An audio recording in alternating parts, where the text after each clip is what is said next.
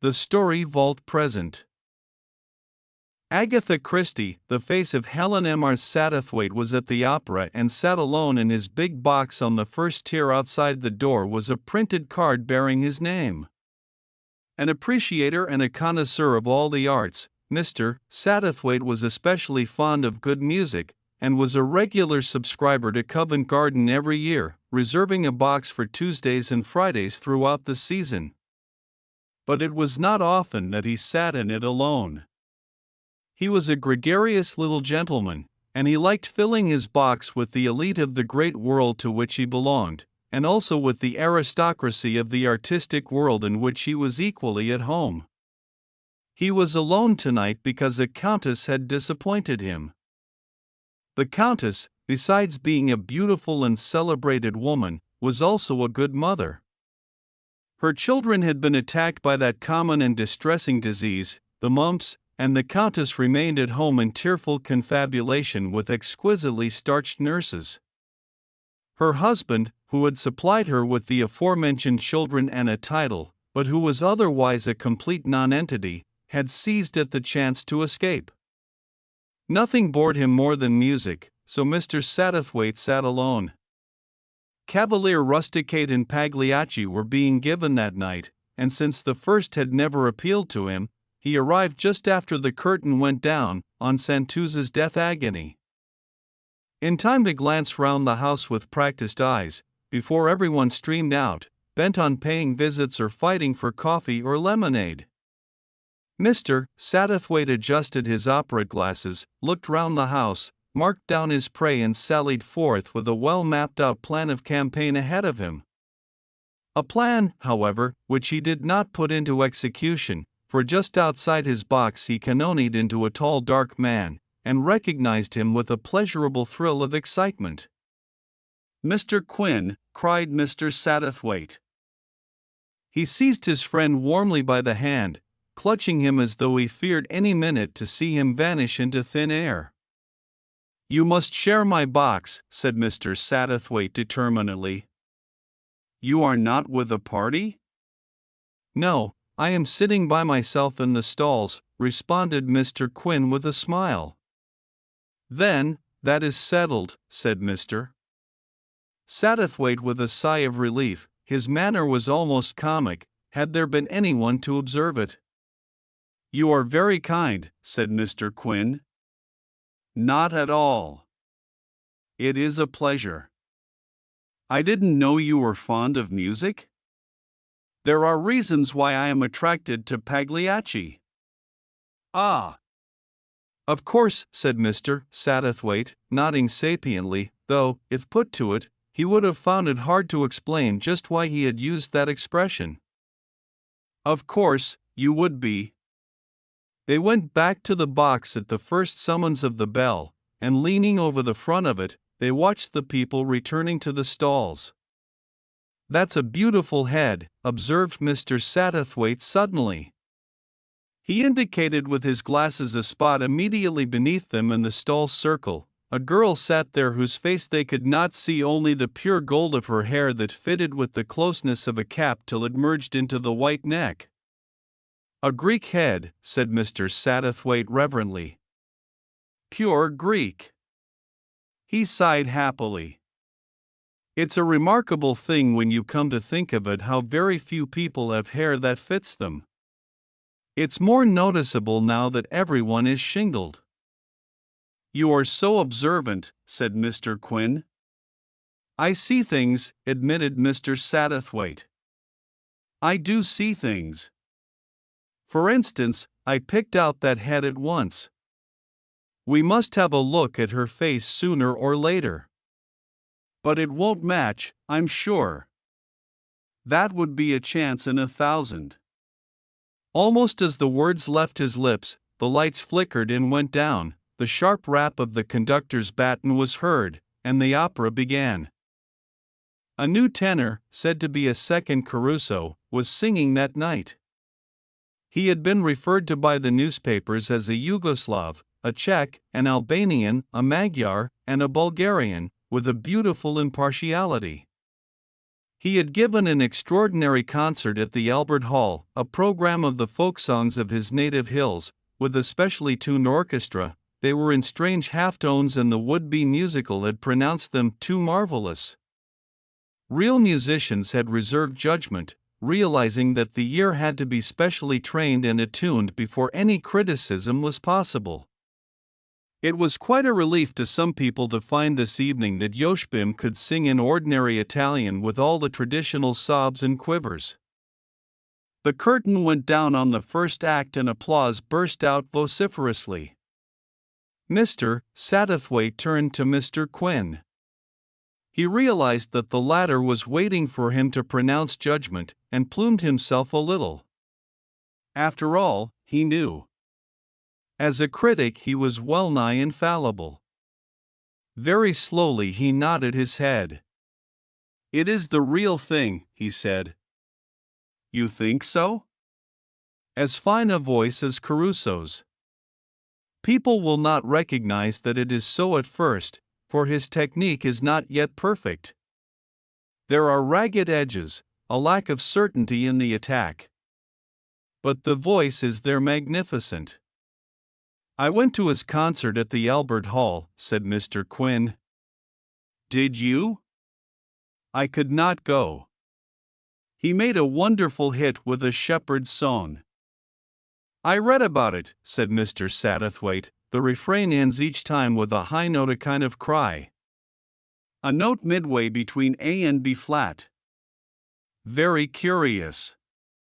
Yoshbim had taken 3 calls, bowing and smiling. The lights went up and the people began to file out. Mr. Satterthwaite leant over to watch the girl with the golden head. She rose, adjusted her scarf, and turned. Mr. Satterthwaite caught his breath.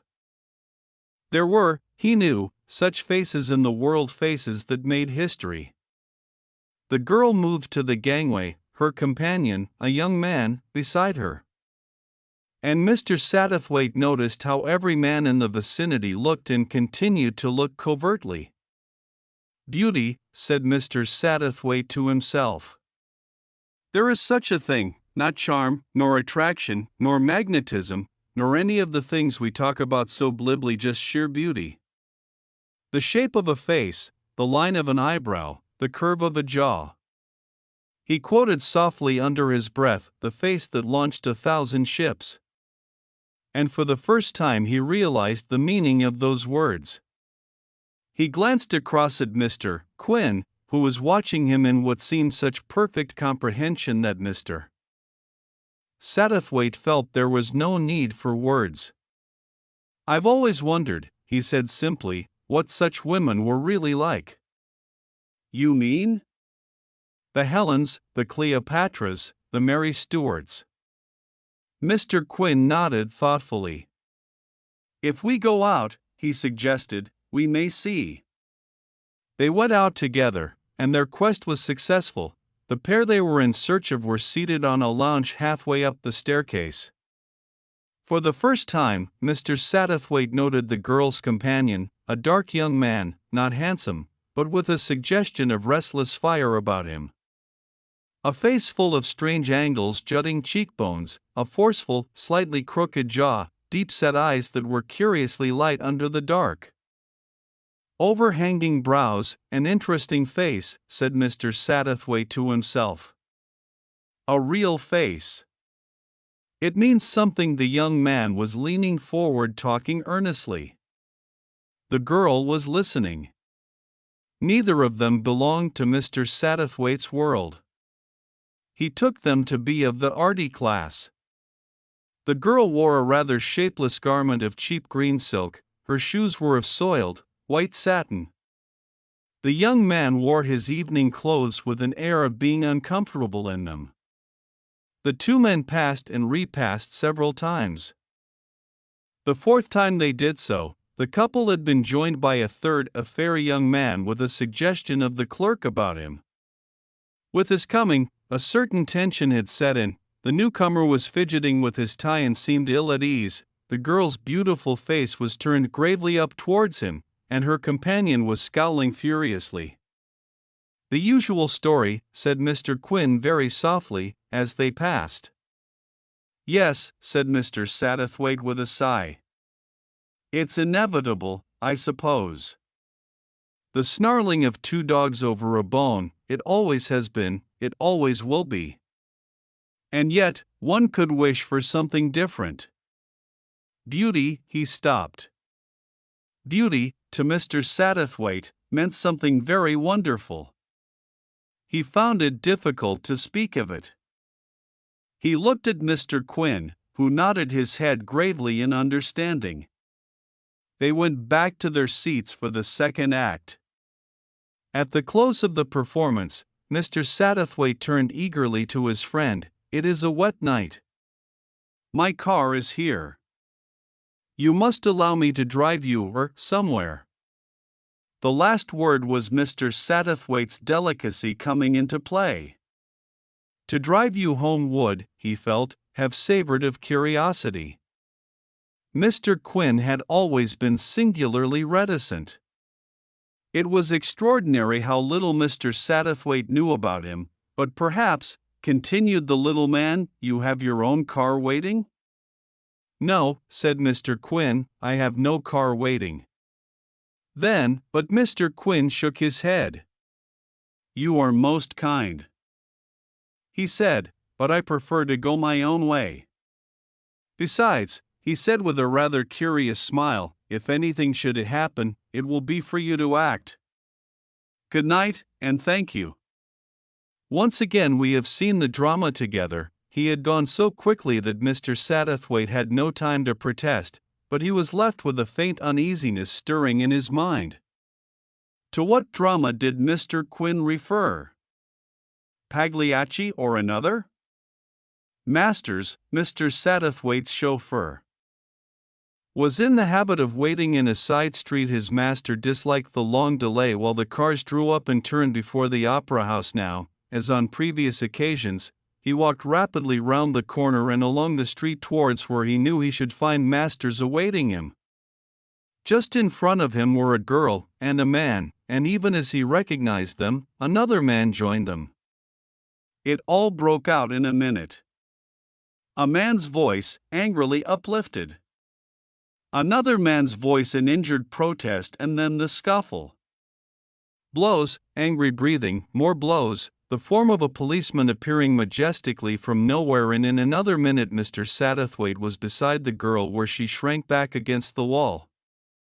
Allow me, he said. You must not stay here. He took her by the arm and marshaled her swiftly down the street. Once she looked back. Oughtn't I, she began uncertainly. Mr. Satterthwaite shook his head. It would be very unpleasant for you to be mixed up in it. You would probably be asked to go along to the police station with them. I am sure neither of your friends would wish that. He stopped. This is my car. If you will allow me to do so, I shall have much pleasure in driving you home. The girl looked at him searchingly. The staid respectability of Mr. Satterthwaite impressed her favorably. She bent her head. Thank you, she said, and got into the car. The door of which Masters was holding open, in reply to a question from Mr. Satterthwaite, she gave an address in Chelsea, and he got in beside her. The girl was upset and not in the mood for talking, and Mr. Satterthwaite was so tactful to intrude upon her thoughts. Presently, however, she turned to him and spoke of her own accord. I wish, she said pettishly, people wouldn't be so silly. It is a nuisance, agreed Mr. Satterthwaite. His matter-of-fact manner put her at her ease, and she went on as though feeling the need of confiding in someone. It wasn't as though well, it was like this. Mr. Eastney and I have been friends for a long time, ever since I came to London. He's taken no end of trouble about my voice, and got me some very good introductions, and he's been more kind to me than I can say. He's absolutely music mad. It was very good of him to take me tonight. I'm sure he can't really afford it. And then Mr. Burns came up and spoke to us quite nicely, I'm sure, and Phil, Mr. Eastney, got sulky about it. I don't know why he should. It's a free country, I'm sure. And Mr. Burns is always pleasant and good-tempered. Then just as we were walking to the tube, he came up and joined us, and he hadn't so much as said 2 words before Philip flew out at him like a madman. And oh, I don't like it. Don't you? Asked Mr. Satterthwaite very softly. She blushed, but very little.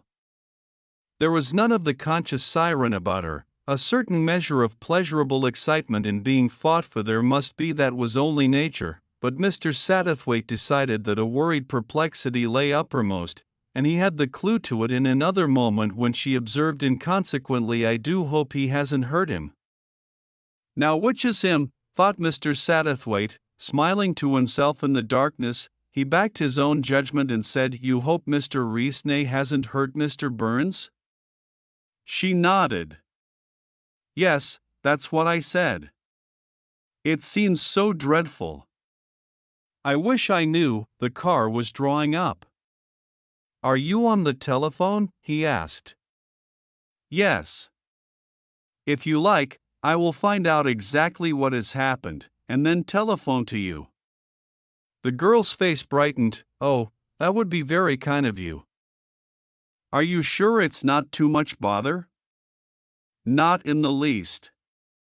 She thanked him again and gave him her telephone number, adding with a touch of shyness, My name is Gillian West. As he was driven through the night, bound on his errand, a curious smile came to Mr. Satterthwaite's lips. He thought, so that is all it is. The shape of a face, the curve of a jaw. But he fulfilled his promise. To the following Sunday afternoon Mr. Satterthwaite went to Kew Gardens to admire the rhododendrons. Very long ago, incredibly long ago, it seemed to Mr. Satterthwaite, he had driven down to Kew Gardens with a certain young lady to see the bluebells. Mr. Satterthwaite had arranged very carefully beforehand in his own mind exactly what he was going to say, and the precise words he would use in asking the young lady for her hand in marriage. He was just conning them over in his mind, and responding to her raptures about the bluebells a little absent-mindedly, when the shot came. The young lady stopped exclaiming at the bluebells and suddenly confided in Mr. Satterthwaite, as a true friend, her love for another. Mr. Satterthwaite put away the little set speech he had prepared, and hastily rummaged for sympathy and friendship in the bottom drawer of his mind. Such was Mr. Satterthwaite's romance, a rather tepid early Victorian one, but it had left him with a romantic attachment to Kew Gardens, and he would often go there to see the bluebells. Or, if he had been abroad later than usual, the rhododendrons, and would sigh to himself, and feel rather sentimental, and really enjoy himself very much indeed in an old-fashioned, romantic way. This particular afternoon he was strolling back past the tea-houses when he recognized a couple sitting at one of the small tables on the grass. They were Gillian West and the fair young man, and at that same moment they recognized him. He saw the girl flush and speak eagerly to her companion. In another minute he was shaking hands with them both in his correct, rather prim fashion, and had accepted the shy invitation proffered him to have tea with them. I can't tell you, sir, said Mr. Burns, how grateful I am to you for looking after Gillian the other night. She told me all about it. Yes, indeed, said the girl. It was ever so kind of you. Mr. Satterthwaite felt pleased and interested in the pair. Their naivete and sincerity touched him. Also, it was to him a peep into a world with which he was not well acquainted. These people were of a class unknown to him. In his little dried-up way, Mr. Satterthwaite could be very sympathetic. Very soon he was hearing all about his new friends. He noted that Mr. Burns had become Charlie, and he was not unprepared for the statement that the two were engaged. As a matter of fact, said Mr. Burns with refreshing candor, it just happened this afternoon, didn't it, Gil? Burns was a clerk in a shipping firm. He was making a fair salary, had a little money of his own, and the two proposed to be married quite soon. Mr. Satterthwaite listened, and nodded, and congratulated. An ordinary young man, he thought to himself, a very ordinary young man. Nice, straightforward young chap, plenty to say for himself, good opinion of himself without being conceited, nice looking without being unduly handsome. Nothing remarkable about him and will never set the Thames on fire. And the girl loves him. Aloud he said, and Mr. Eastney he purposely broke off, but he had said enough to produce an effect for which he was not unprepared. Charlie Burns's face darkened, and Gillian looked troubled. More than troubled, he thought. She looked afraid. I don't like it, she said in a low voice. Her words were addressed to Mr. Satterthwaite, as though she knew by instinct that he would understand a feeling incomprehensible to her lover. You see, he's done a lot for me, he's encouraged me to take up singing, and helped me with it. But I've known all the time that my voice wasn't really good, not first class. Of course, I've had engagements. She stopped. You've had a bit of trouble too, said Burns. A girl wants someone to look after her. Gillian's had a lot of unpleasantness, Mr. Satterthwaite. Altogether she's had a lot of unpleasantness. She's a good looker, as you can see, and well, that often leads to trouble for a girl.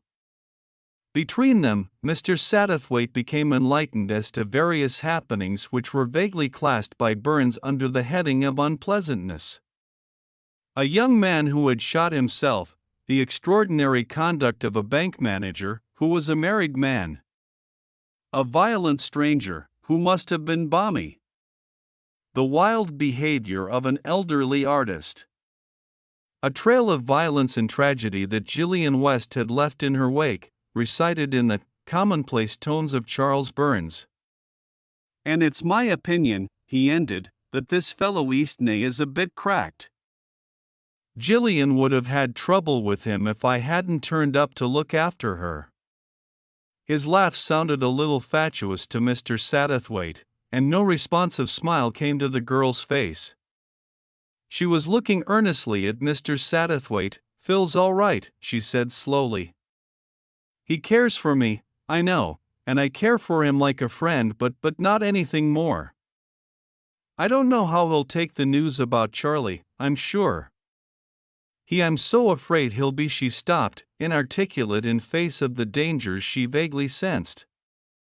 If I can help you in any way, said Mr. Satterthwaite warmly, pray command me. He fancied Charlie Burns looked vaguely resentful, but Gillian said at once thank you. Mr. Satterthwaite left his new friends after having promised to take tea with Gillian on the following Thursday.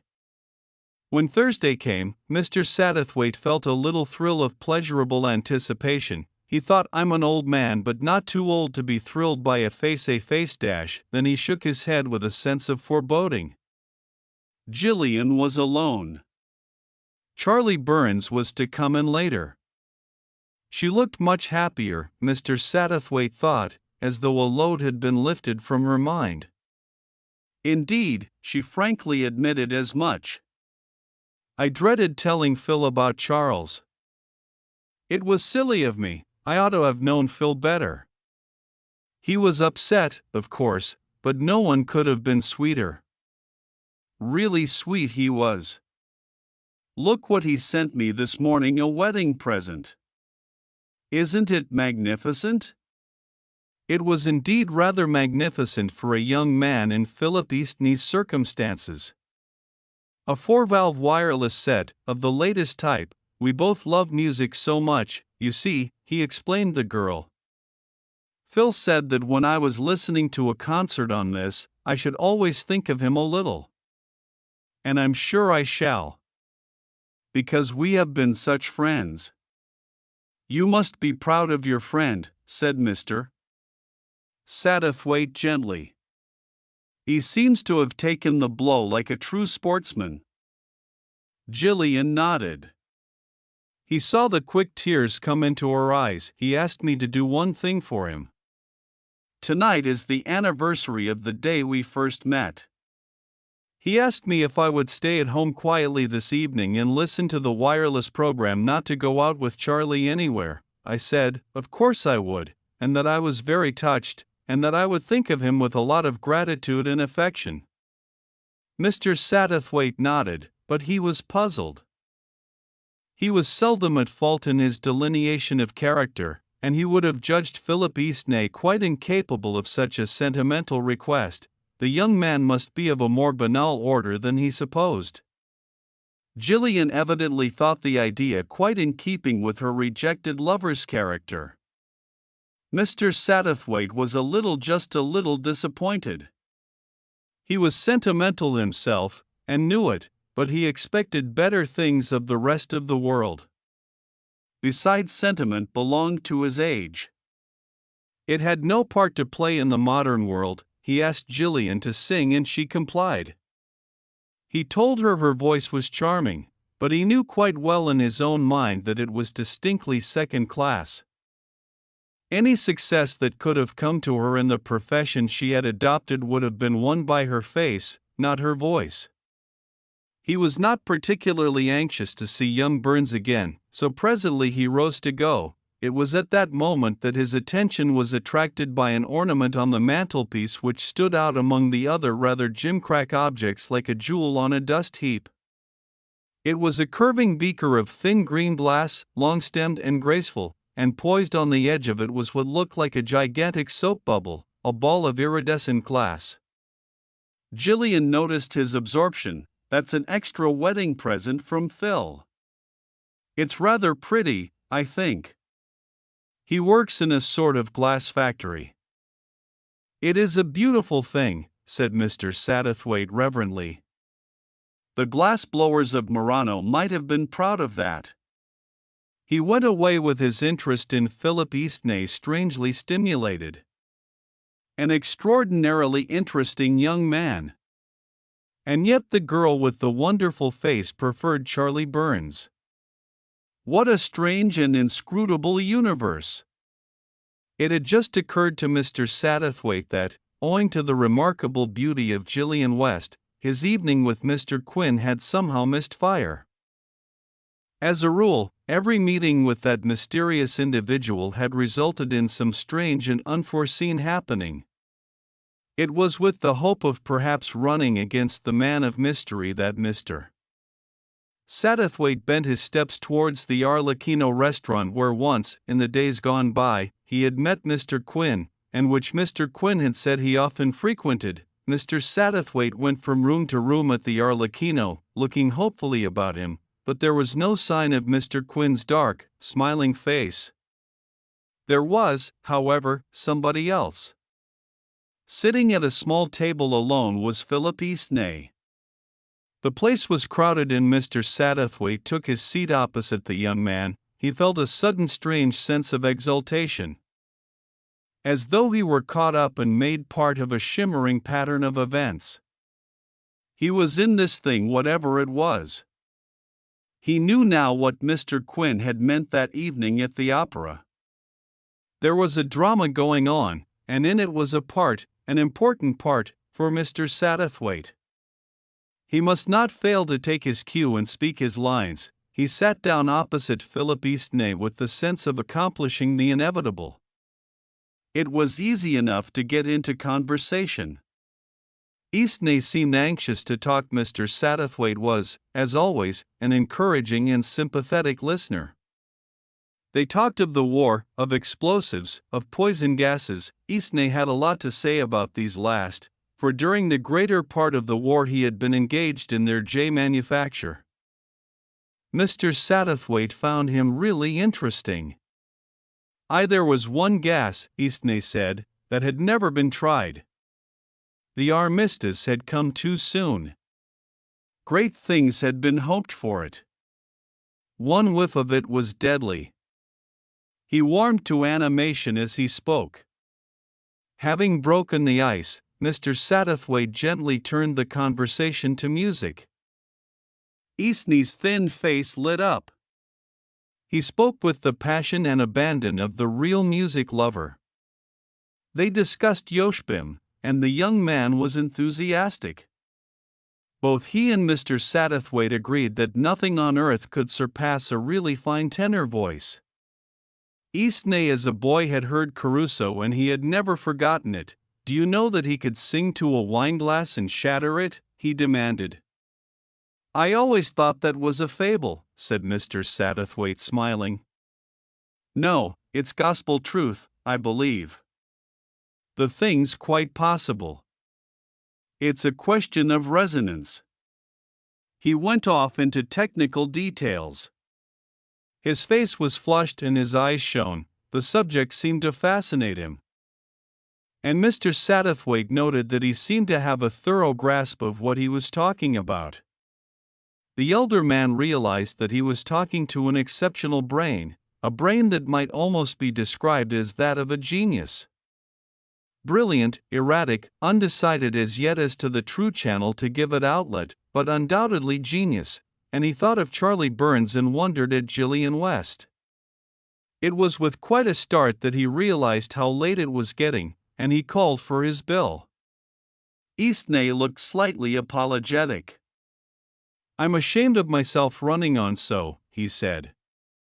"But it was a lucky chance sent you along here tonight. I needed someone to talk to this evening."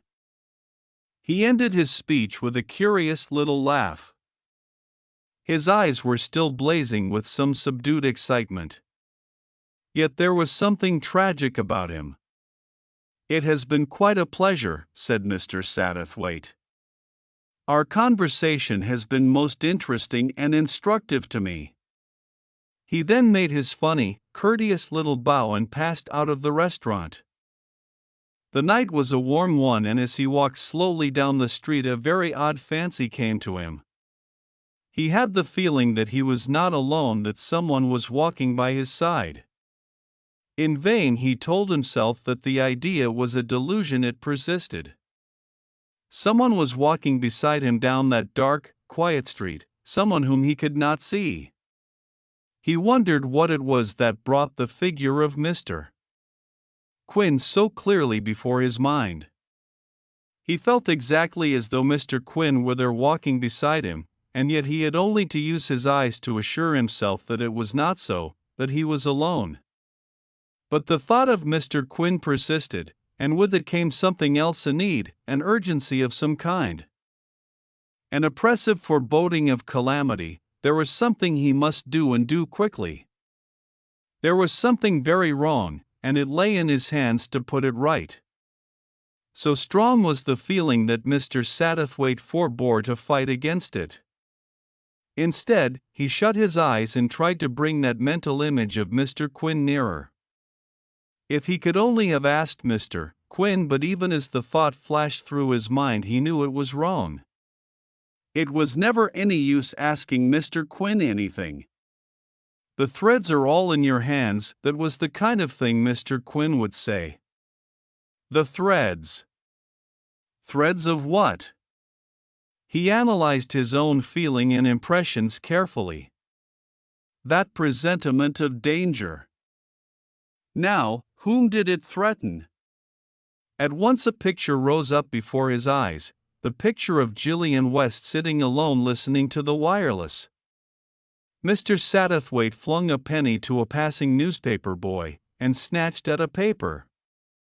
He turned at once to the London radio program. Yoshbim was broadcasting tonight, he noted with interest. He was singing Salve Dimora from Faust and, afterwards, a selection of his folk songs, the shepherd's song, the fish, the little deer, etc.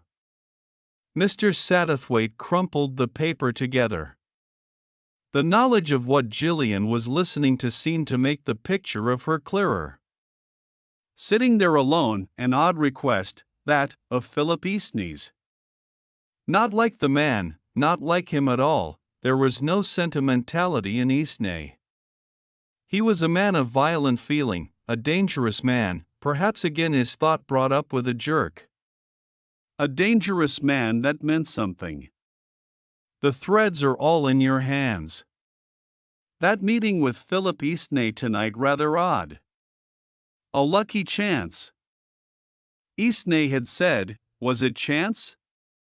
Or was it part of that interwoven design of which Mr. Satterthwaite had once or twice been conscious this evening? He cast his mind back.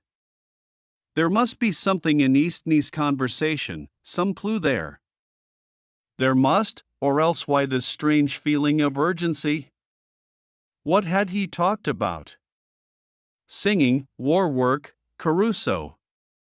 Caruso. Mr. Satterthwaite's thoughts went off at a tangent. Yoshbim's voice was very nearly equal to that of Caruso. Gillian would be sitting listening to it now as it rang out true and powerful, echoing round the room, setting glasses ringing. He caught his breath.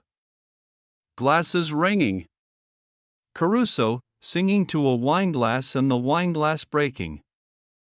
Yoshbim singing in the London studio and in a room over a mile away. The crash and tinkle of glass, not a wineglass, a thin, green, glass beaker. A crystal soap bubble falling, a soap bubble that perhaps was not empty. It was at that moment that Mr. Satterthwaite, as judged by passers-by, suddenly went mad. He tore open the newspaper once more, took a brief glance at the wireless announcements, and then began to run for his life down the quiet street. At the end of it he found a crawling taxi. And jumping into it, he yelled an address to the driver and the information that it was life or death to get there quickly.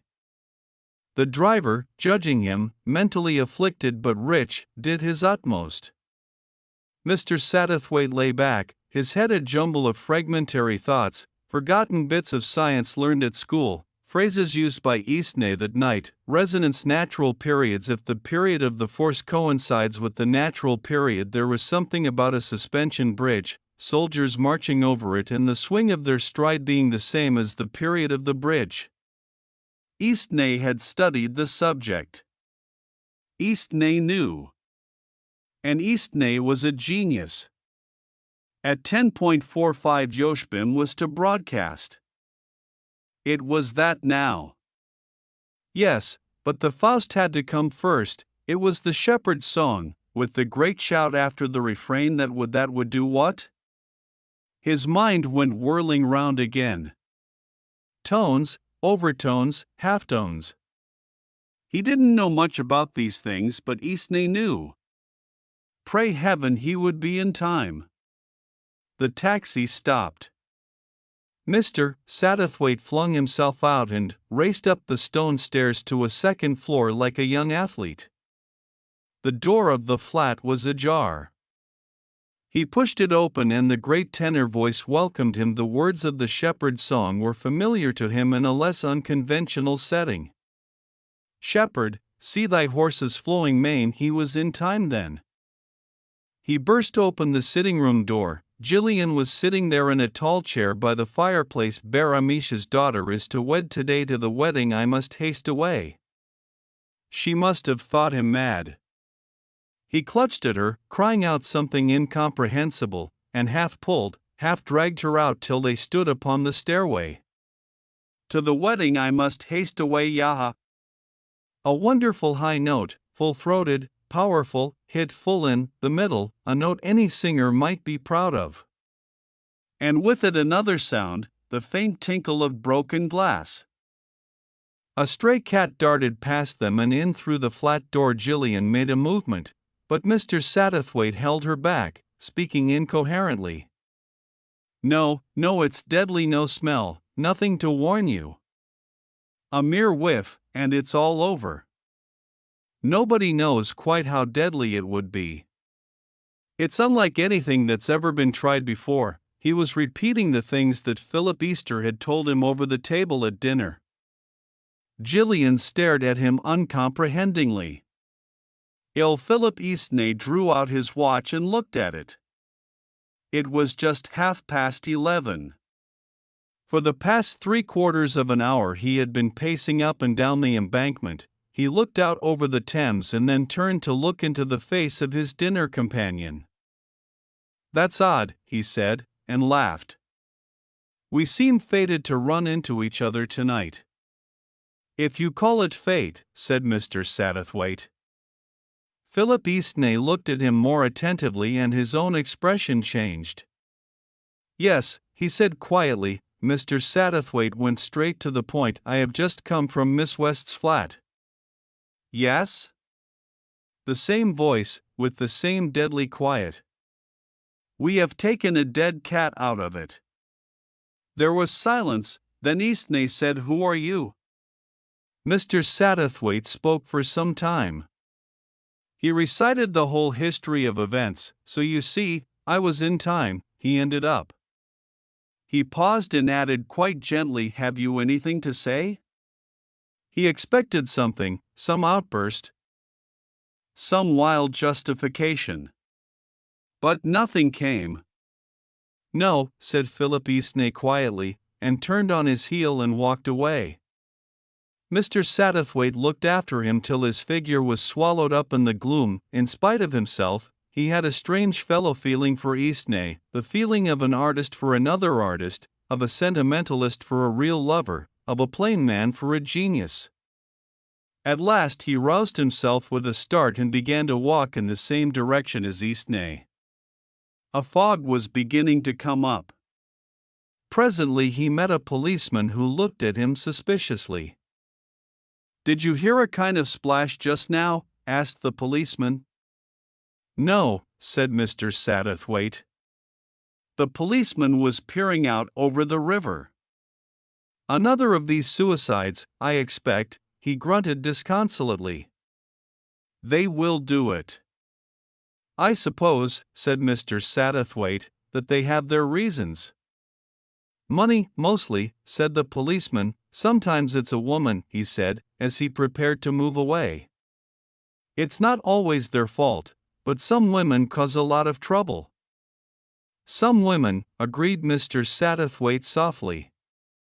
When the policeman had gone on, he sat down on a seat with the fog coming up all around him, and thought about Helen of Troy, and wondered if she were a nice, ordinary woman.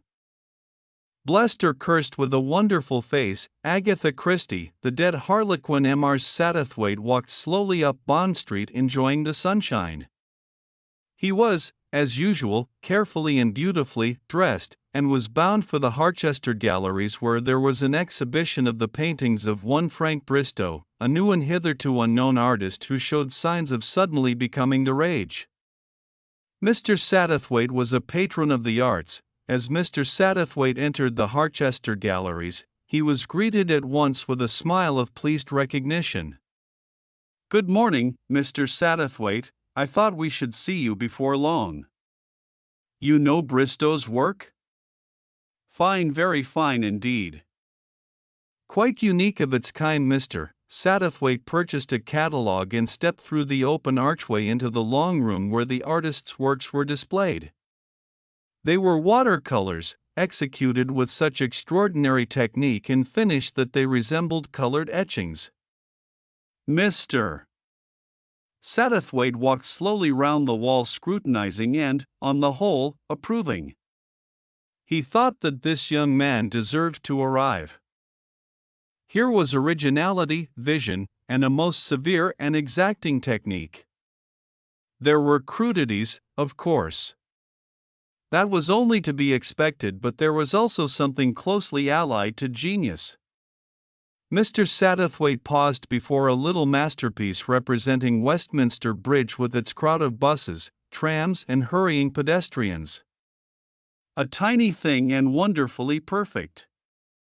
It was called, he noted, the ant heap. He passed on and quite suddenly drew in his breath with a gasp, his imagination held and riveted.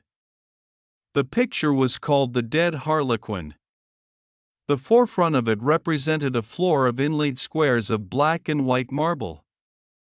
In the middle of the floor lay Harlequin on his back with his arms outstretched. In his motley of black and red, behind him was a window, and outside that window, gazing in at the figure on the floor, was what appeared to be the same man silhouetted against the red glow of the setting sun. The picture excited Mr. Satterthwaite for two reasons. The first was that he recognized, or thought that he recognized, the face of the man in the picture. It bore a distinct resemblance to a certain Mr. Quinn, an acquaintance whom Mr. Satterthwaite had encountered once or twice under somewhat mystifying circumstances. "Surely I can't be mistaken," he murmured. "If it is so, what does it mean?" For it had been Mr. Satterthwaite's experience that every appearance of Mr. Quinn had some distinct significance attaching to it. There was, as already mentioned, a second reason for Mr. Satterthwaite's interest. He recognized the scene of the picture.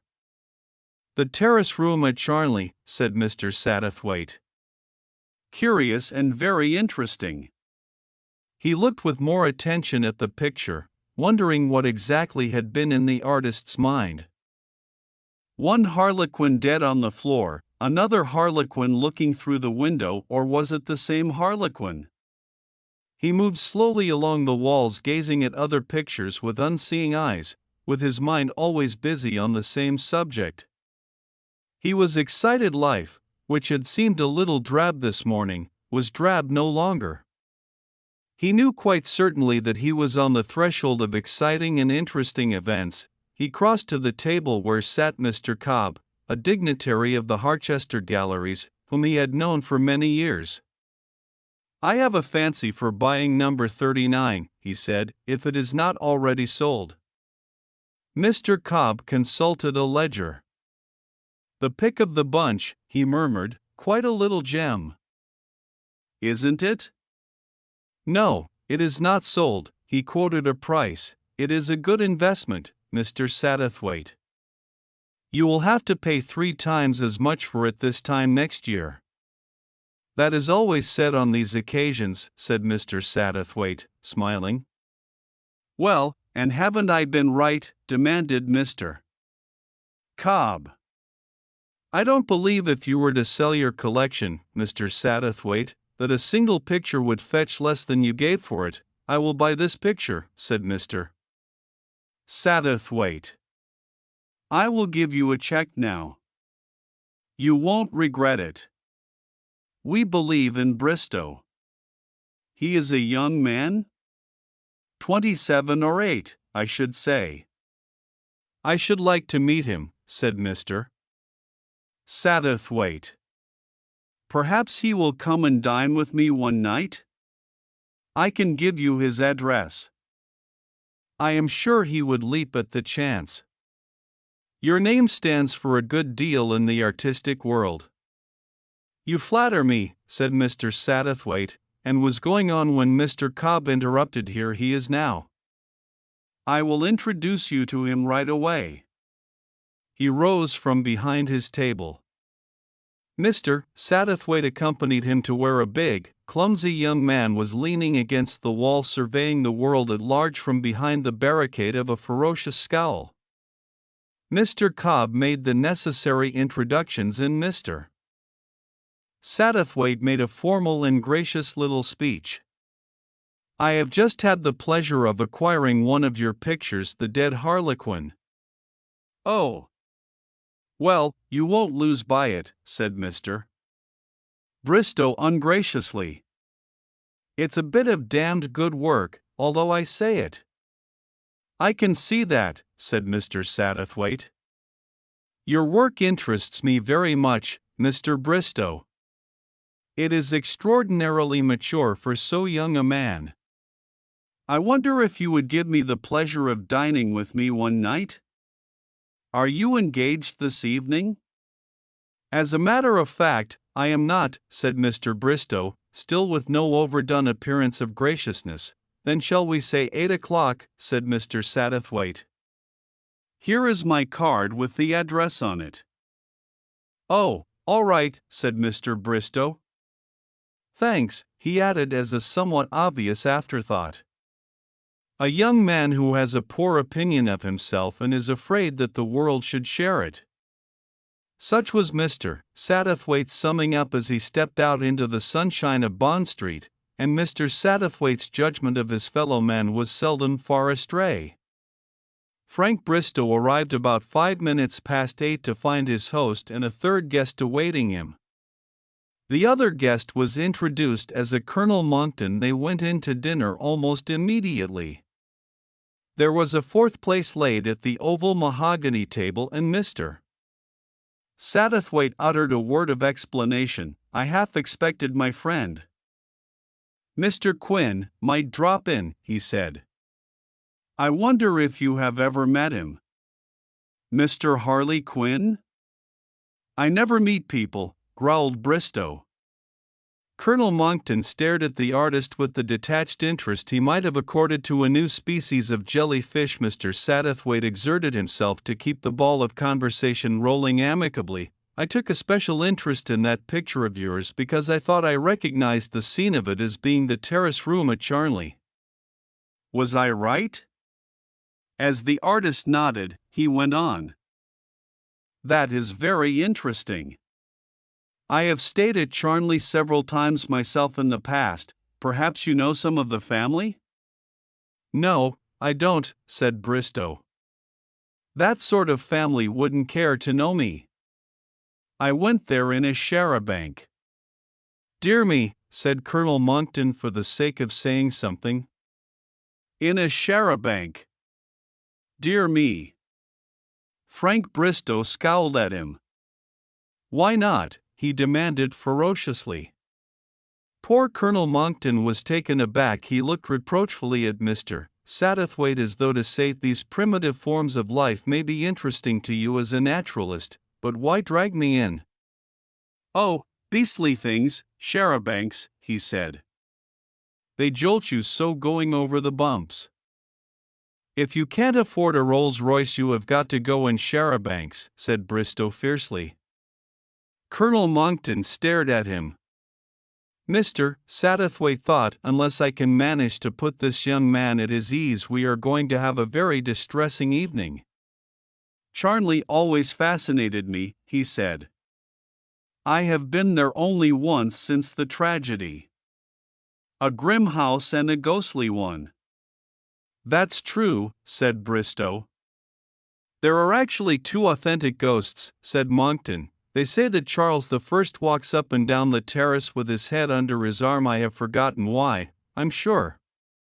Then there is the weeping lady with the silver ewer, who is always seen after one of the Charnleys dies." "Tosh," said Bristow scornfully. "They have certainly been a very ill-fated family," said Mr. Satterthwaite hurriedly, "for holders of the title have died a violent death and the late Lord Charnley committed suicide." "A ghastly business," said Monckton gravely. "I was there when it happened." "Let me see, that must be 14 years ago," said Mr. Satterthwaite. "The house has been shut up ever since." "I don't wonder at that," said Monckton. "It must have been a terrible shock for a young girl. They had been married a month, just home from their honeymoon. Big fancy dress ball to celebrate their homecoming. Just as the guests were starting to arrive, Charnley locked himself into the oak parlor and shot himself. That sort of thing isn't done." "I beg your pardon?" He turned his head sharply to the left and looked across at Mr. Satterthwaite with an apologetic laugh. "I am beginning to get the jim-jams, Satterthwaite. I thought for a moment there was someone sitting in that empty chair and that he said something to me. Yes," he went on after a minute or two, "it was a pretty ghastly shock to Alex Charnley. She was one of the prettiest girls you could see anywhere and cram full of what people call the joy of living, and now they say she is like a ghost herself. Not that I have seen her for years. I believe she lives abroad most of the time." "And the boy?" "The boy is at Eton. What he will do when he comes of age I don't know. I don't think, somehow, that he will reopen the old place. It would make a good people's pleasure park," said Bristow. Colonel Monckton looked at him with cold abhorrence. No, you don't really mean that," said Mr. Satterthwaite. You wouldn't have painted that picture if you did. Tradition and atmosphere are intangible things, they take centuries to build up, and if you destroyed them, you couldn't rebuild them again in 24 hours. He rose. Let us go into the smoking room. I have some photographs there of Charnley which I should like to show you. One of Mr. Satterthwaite's hobbies was amateur photography.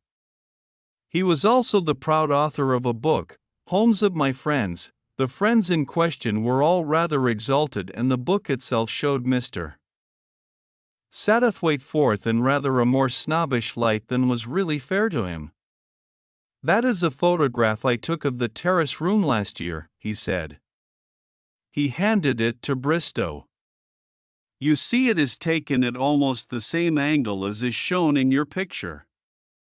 That is rather a wonderful rug. It is a pity that photographs can't show coloring. I remember it, said Bristow, a marvelous bit of color.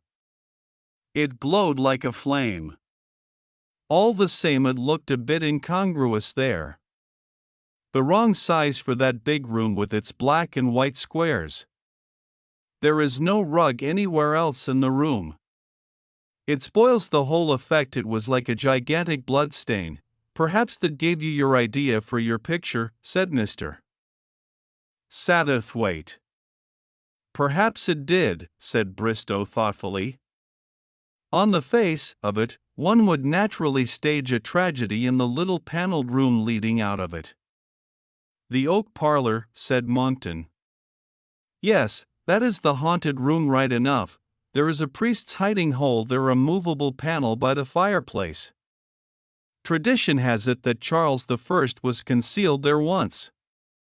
There were 2 deaths from dueling in that room. And it was there, as I say, that Reggie Charnley shot himself. He took the photograph from Bristow's hand. Why, that is the Bokhara rug, he said, worth a couple of £1,000, I believe. When I was there, it was in the oak parlor, the right place for it. It looks silly on that great expanse of marble flags. Mr. Satterthwaite was looking at the empty chair which he had drawn up beside his. Then he said thoughtfully, I wonder when it was moved. It must have been recently. Why, I remember having a conversation about it on the very day of the tragedy. Charnley was saying it really ought to be kept under glass. Mr. Satterthwaite shook his head. The house was shut up immediately after the tragedy, and everything was left exactly as it was. Bristow broke in with a question. He had laid aside his aggressive manner. Why did Lord Charnley shoot himself? He asked. Colonel Monckton shifted uncomfortably in his chair. No one ever knew, he said vaguely. I suppose, said Mr. Satterthwaite slowly, that it was suicide. The colonel looked at him in blank astonishment. Suicide, he said. Why, of course it was suicide. My dear fellow, I was there in the house myself. Mr. Satterthwaite looked towards the empty chair at his side and, smiling to himself as though at some hidden joke the others could not see, he said quietly, sometimes one sees things more clearly years afterwards than one could possibly at the time. Nonsense, spluttered Monckton. Arrant nonsense. How can you possibly see things better when they are vague in your memory instead of clear and sharp? But Mr. Satterthwaite was reinforced from an unexpected quarter. I know what you mean, said the artist. I should say that possibly you were right. It is a question of proportion, isn't it? And more than proportion, probably. Relativity and all that sort of thing. If you ask me, said the colonel, all this Einstein business is a lot of dashed nonsense. So are spiritualists and the spook of one's grandmother. He glared round fiercely. Of course it was suicide, he went on.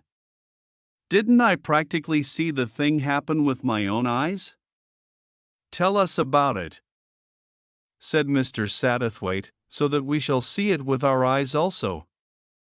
With a somewhat mollified grunt, the Colonel settled himself more comfortably in his chair. The whole thing was extraordinarily unexpected, he began. Charnley had been his usual normal self. There was a big party staying in the house for this ball. No one could ever have guessed he would go and shoot himself just as the guests began arriving. It would have been better taste if he had waited until they had gone, said Mr. Satterthwaite. Of course it would. Damned bad taste to do a thing like that, uncharacteristic, said Mr. Satterthwaite. Yes, admitted Monckton, it wasn't like Charnley. And yet it was suicide? Of course it was suicide. Why, there were 3 or 4 of us there at the top of the stairs. Myself, the Ostrander girl, Algie Darcy-O, and 1 or 2 others.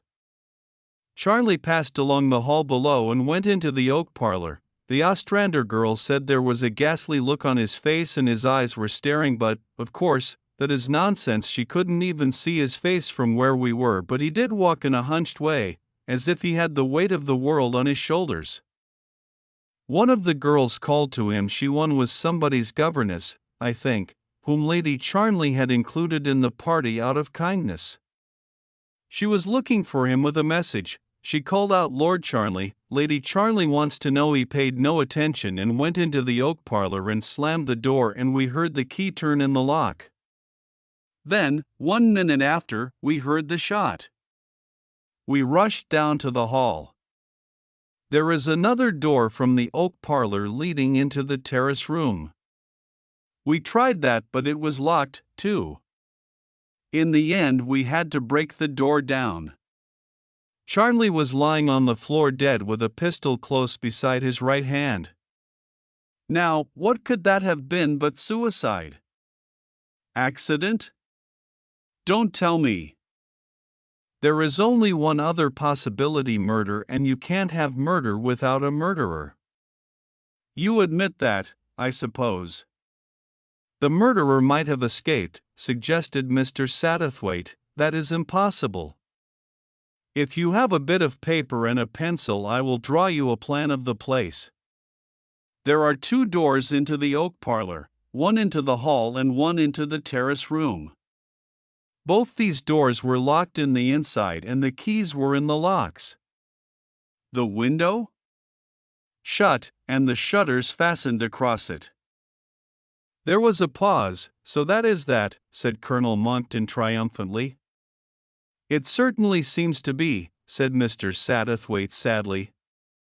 "Mind you," said the Colonel, "although I was laughing just now at the spiritualists, I don't mind admitting that there was a deuced rummy atmosphere about the place, about that room in particular. There are several bullet holes in the panels of the walls, the results of the duels that took place in that room, and there is a queer stain on the floor, that always comes back though they have replaced the wood several times. I suppose there will be another blood stain on the floor now. Poor Charnley's blood." "Was there much blood?" asked Mr. Satterthwaite. "Very little, curiously little, so the doctor said." "Where did he shoot himself? Through the head?" "No, through the heart." "That is not the easy way to do it," said Bristow. "Frightfully difficult to know where one's heart is. I should never do it that way myself." Mr. Satterthwaite shook his head. He was vaguely dissatisfied. He had hoped to get at something, he hardly knew what. Colonel Monckton went on. "It is a spooky place, Charnley." "Of course, I didn't see anything." "You didn't see the weeping lady with the silver ewer?" "No, I did not, sir," said the Colonel emphatically. "But I expect every servant in the place swore they did. Superstition was the curse of the Middle Ages," said Bristow. "There are still traces of it here and there, but thank goodness, we axe getting free from it." "Superstition," mused Mr. Satterthwaite, his eyes turned again to the empty chair. "Sometimes, don't you think it might be useful?" Bristow stared at him. "Useful, that's a queer word." Well, I hope you are convinced now, Satterthwaite, said the Colonel. Oh, quite, said Mr. Satterthwaite. On the face of it, it seems odd, so purposeless for a newly married man, young, rich, happy, celebrating his homecoming. Curious, but I agree there is no getting away from the facts. He repeated softly, the facts, and frowned. I suppose the interesting thing is a thing we none of us will ever know, said Monckton, the story behind it all. Of course there were rumors, all sorts of rumors. You know the kind of things people say. But no one knew anything, said Mr. Satterthwaite thoughtfully. It's not a bestseller mystery, is it? Remarked Bristow. No one gained by the man's death, no one except an unborn child, said Mr. Satterthwaite. Monckton gave a sharp chuckle. Rather a blow to poor Hugo Charnley, he observed. As soon as it was known that there was going to be a child, he had the graceful task of sitting tight and waiting to see if it would be a girl or boy. Rather an anxious wait for his creditors, too. In the end, a boy it was, and a disappointment for the lot of them. Was the widow very disconsolate? Asked Bristow. Poor child, said Monckton, I shall never forget her. She didn't cry or break down or anything. She was like something frozen. As I say, she shut up the house shortly afterwards and, as far as I know, it has never been reopened since, so we are left in the dark as to motive, said Bristow with a slight laugh. Another man or another woman, it must have been one or the other, eh? It seems like it, said Mr. Satterthwaite. And the betting is strongly on another woman, continued Bristow, since the fair widow has not married again. I hate women, he added dispassionately. Mr. Satterthwaite smiled a little, and Frank Bristow saw the smile and pounced upon it. You may smile, he said, but I do. They upset everything. They interfere.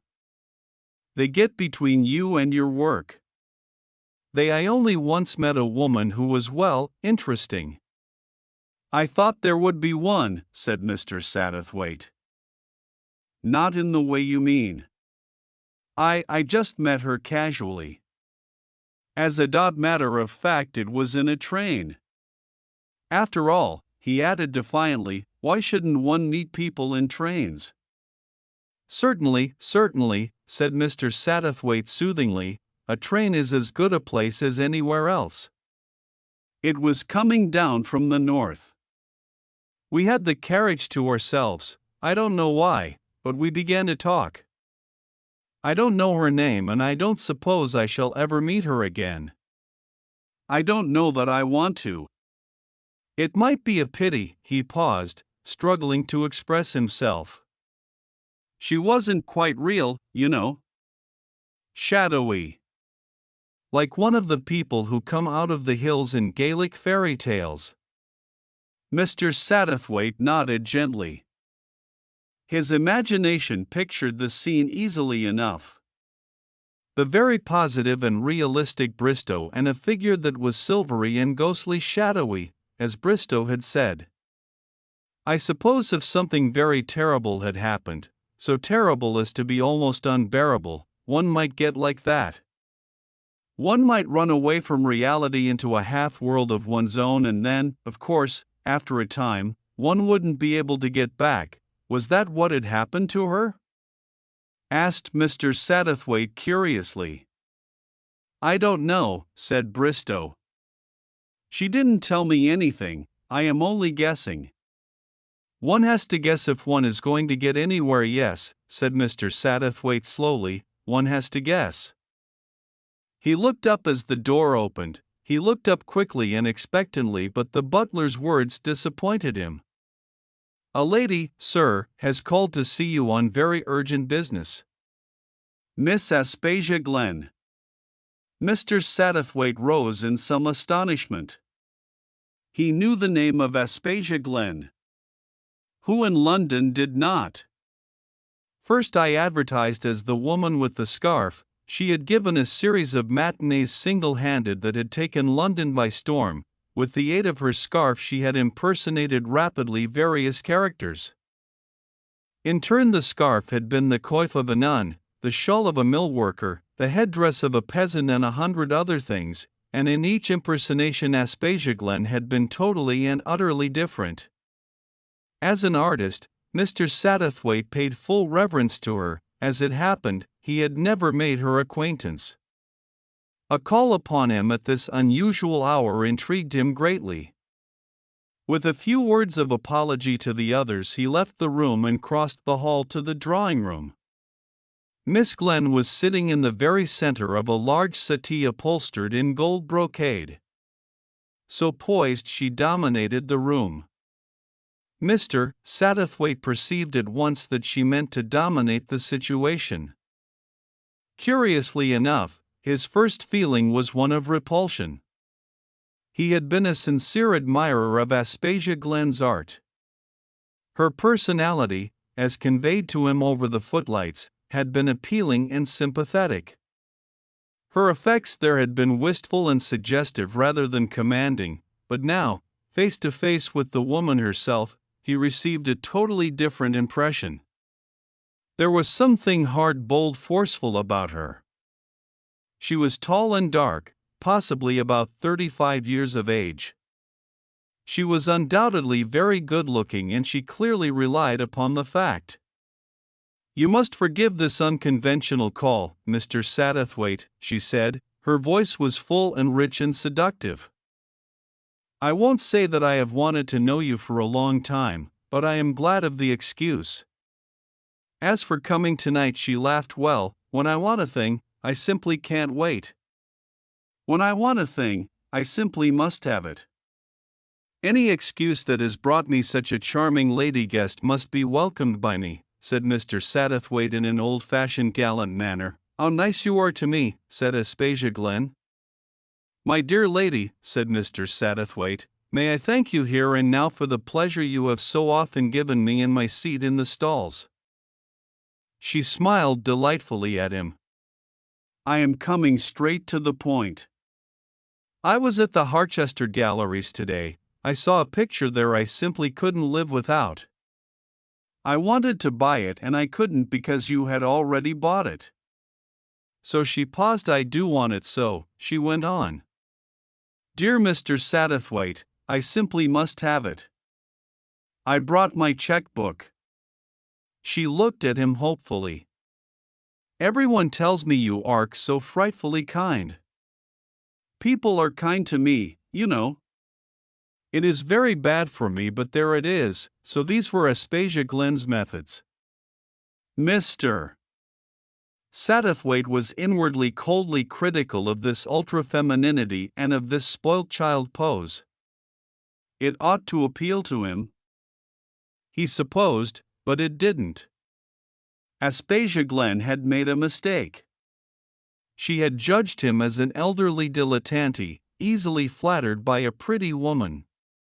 But Mr. Satterthwaite, behind his gallant manner, had a shrewd and critical mind. He saw people pretty well as they were, not as they wished to appear to him. He saw before him, not a charming woman pleading for a whim, but a ruthless egoist determined to get her own way for some reason which was obscure to him. And he knew quite certainly that Aspasia Glen was not going to get her own way. He was not going to give up the picture of the dead harlequin to her. He sought rapidly in his mind for the best way of circumventing her without overt rudeness.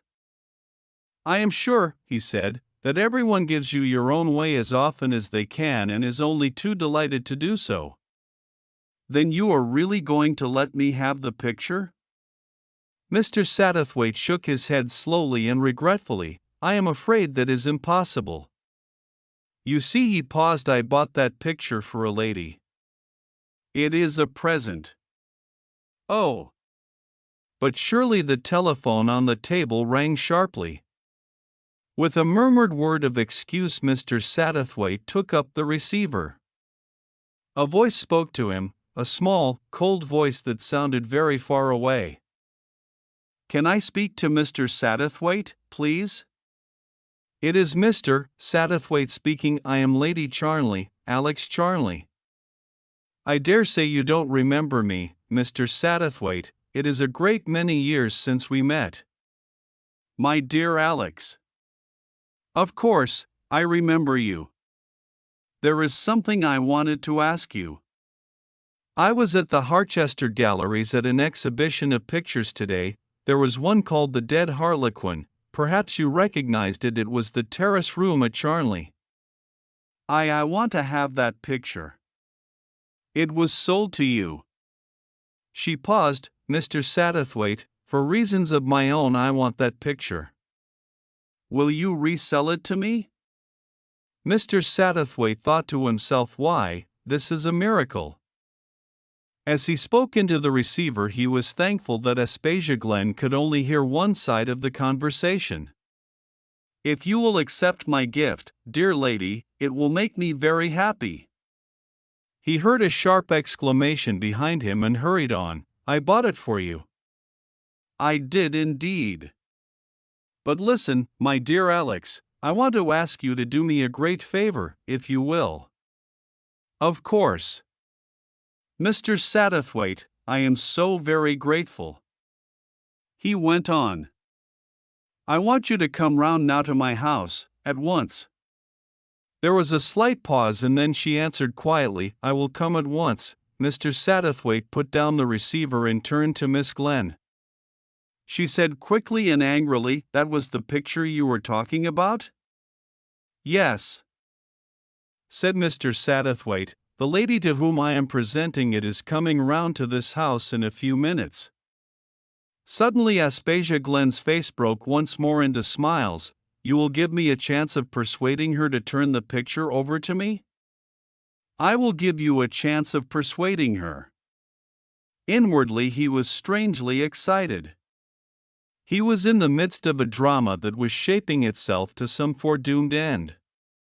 He, the looker-on, was playing a star part. He turned to Miss Glen. Will you come into the other room with me? I should like you to meet some friends of mine.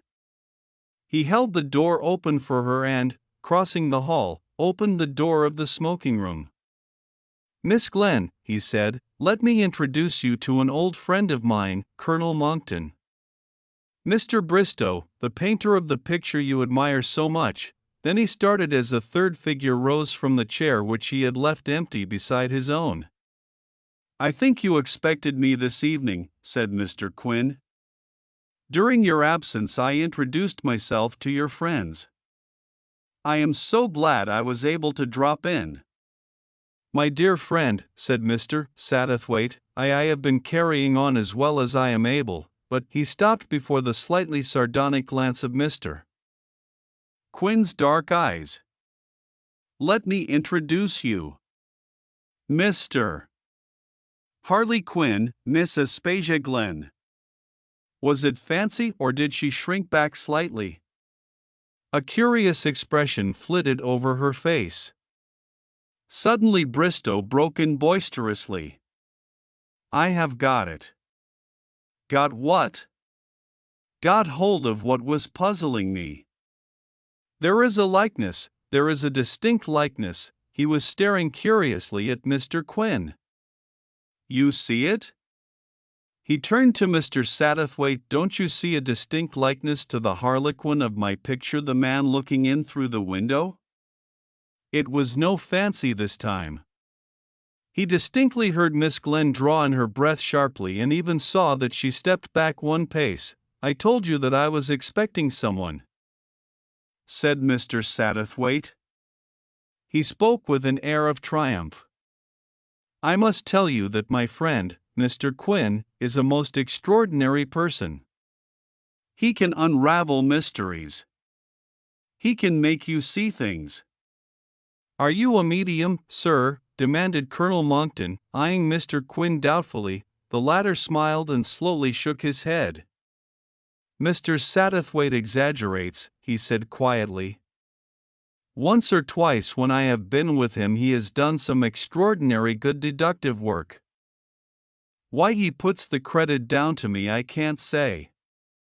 His modesty, I suppose. No, no, said Mr. Satterthwaite excitedly. It isn't. You make me see things that I ought to have seen all along, that I actually have seen but without knowing that I saw them.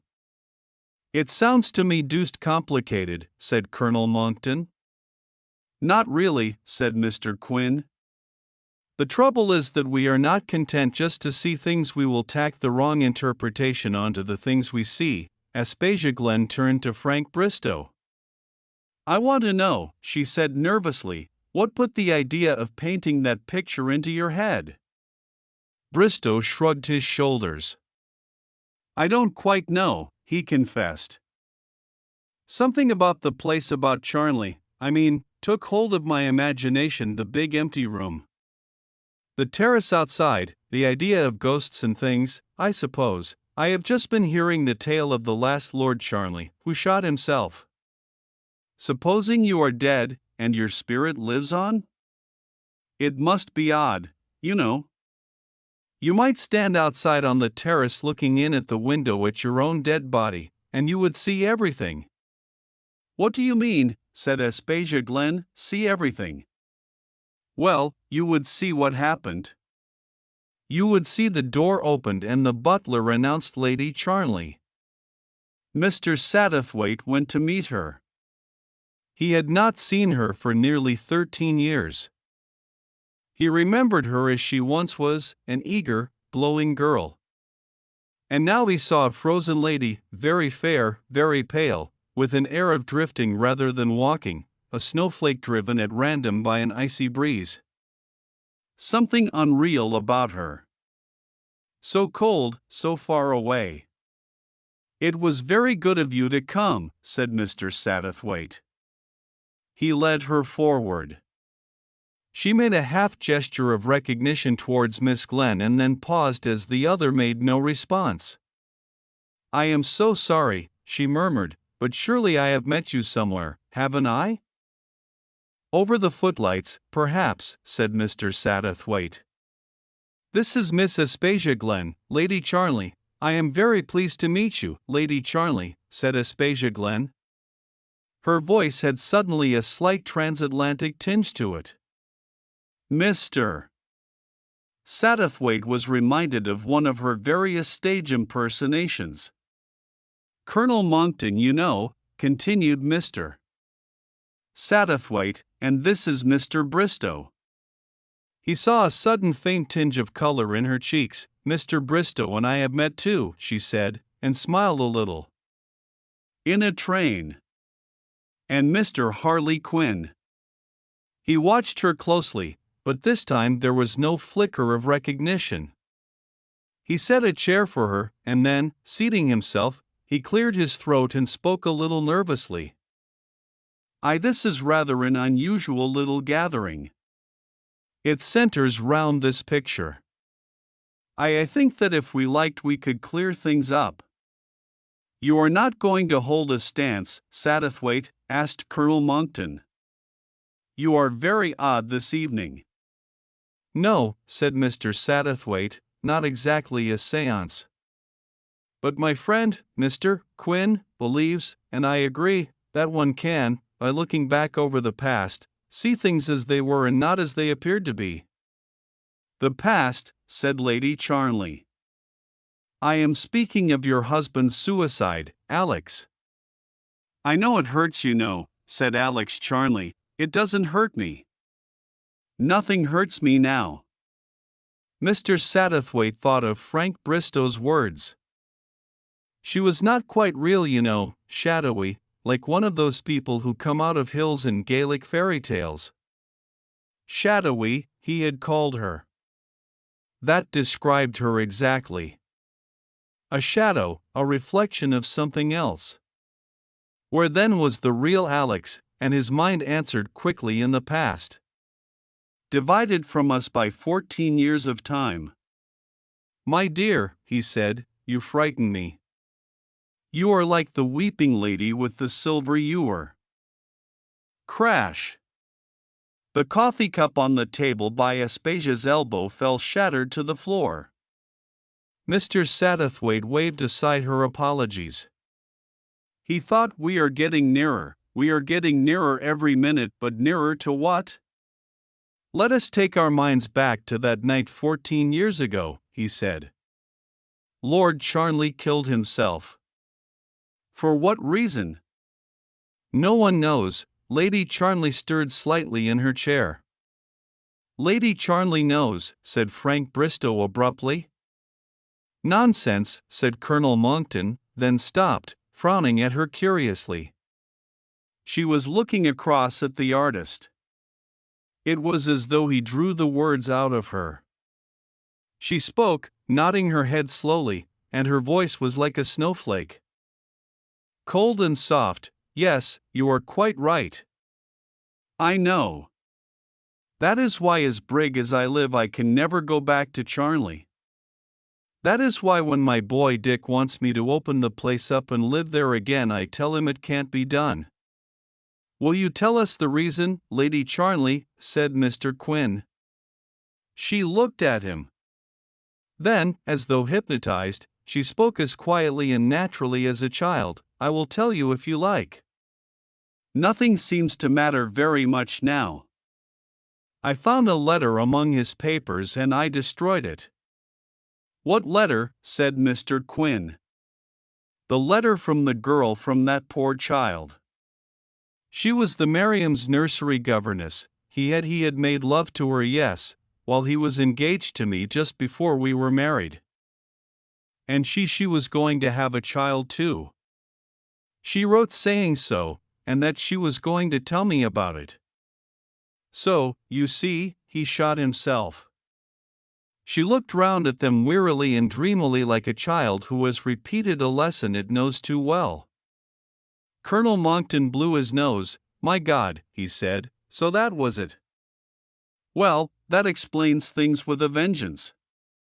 Does it? Said Mr. Satterthwaite. It doesn't explain one thing. It doesn't explain why Mr. Bristow painted that picture. What do you mean? Mr. Satterthwaite looked across at Mr. Quin as though for encouragement, and apparently got it, for he proceeded, yes, I know I sound mad to all of you, but that picture is the focus of the whole thing. We are all here tonight because of that picture. That picture had to be painted, that is what I mean.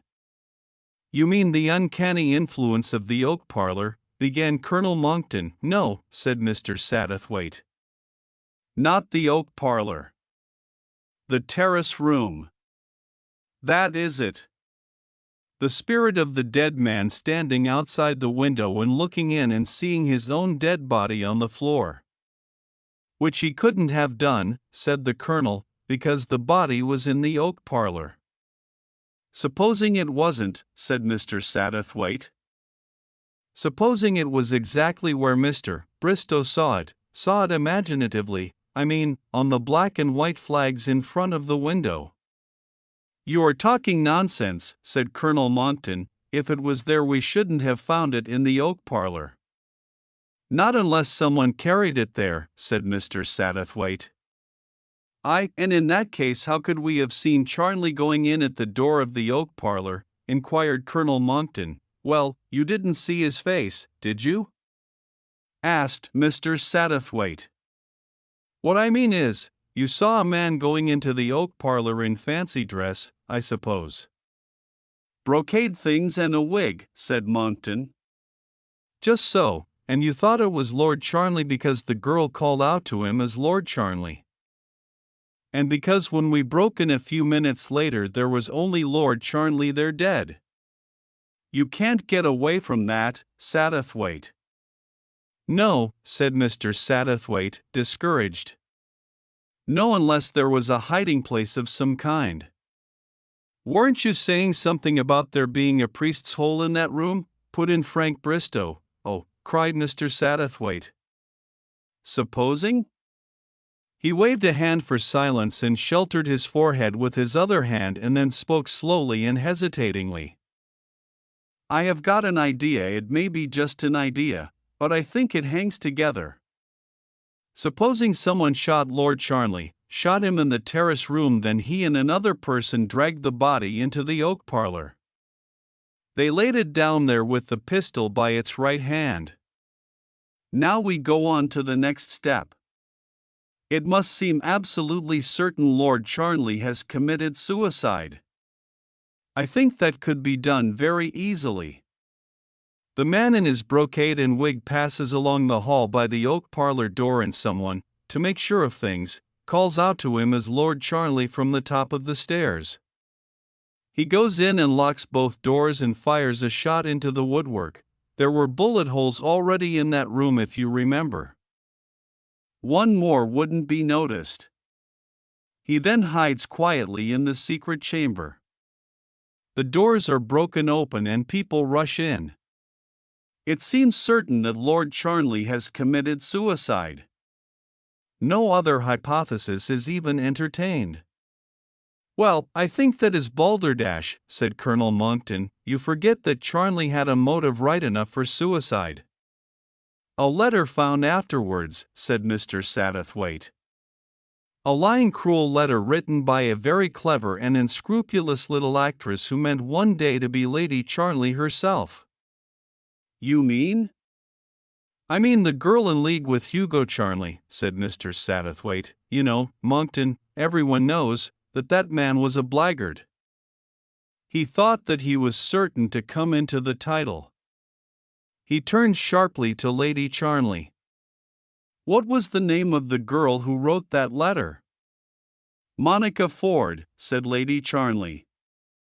"Was it Monica Ford, Monckton, who called out to Lord Charnley from the top of the stairs?" "Yes, now you come to speak of it, I believe it was." "Oh, that's impossible," said Lady Charnley. I went to her about it.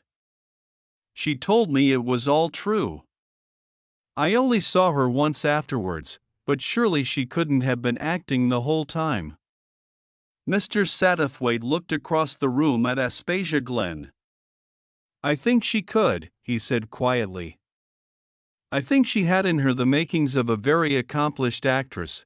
"There is one thing you haven't got over," said Frank Bristow. "There would be blood on the floor of the terrace room." "Bound to be. They couldn't clear that up in a hurry." "No," admitted Mr. Satterthwaite, "but there is one thing a second, or the Bokhara rug." "Nobody ever saw the Bokhara rug in the terrace room before that night." "I believe you are right," said Monckton. "But all the same those bloodstains would have to be cleared up some time?" "Yes," said Mr. Satterthwaite, "in the middle of the night.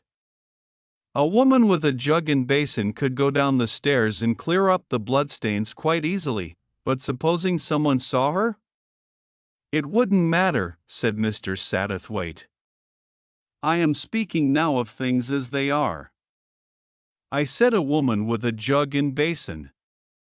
But if I had said a weeping lady with a silver ewer, that is what they would have appeared to be." He got up and went across to Aspasia Glen. "That is what you did, wasn't it?" he said. "They call you the woman with the scarf now, but it was that night you played your first part. The weeping lady with the silver ewer. That is why you knocked the coffee cup off that table just now. You were afraid when you saw that picture. You thought someone knew." Lady Charnley stretched out a white accusing hand. "Monica Ford," she breathed, "I recognize you now." Aspasia Glen sprang to her feet with a cry. She pushed little Mr. Satterthwaite aside with a shove of the hand and stood shaking in front of Mr. Quinn. "So I was right. Someone did know. Oh, I haven't been deceived by this tomfoolery. This pretense of working things out." She pointed at Mr. Quinn. "You were there. You were there outside the window looking in. You saw what we did, Hugo and I. I knew there was someone looking in, I felt it all the time. And yet when I looked up, there was nobody there. I knew someone was watching us. I thought once I caught a glimpse of a face at the window. It has frightened me all these years, And then I saw that picture with you standing at the window and I recognized your face. You have known all these years. Why did you break silence now? That is what I want to know? Perhaps so that the dead may rest in peace, said Mr. Quinn. Suddenly Aspasia Glen made a rush for the door and stood there flinging a few defiant words over her shoulder. Do what you like. God knows there are witnesses enough to what I have been saying. I don't care, I don't care. I loved Hugo and I helped him with the ghastly business and he chucked me afterwards. He died last year. You can set the police on my tracks if you like, but as that little dried-up fellow there said, I am a pretty good actress. They will find it hard to find me. She crashed the door behind her, and a moment later they heard the slam of the front door also.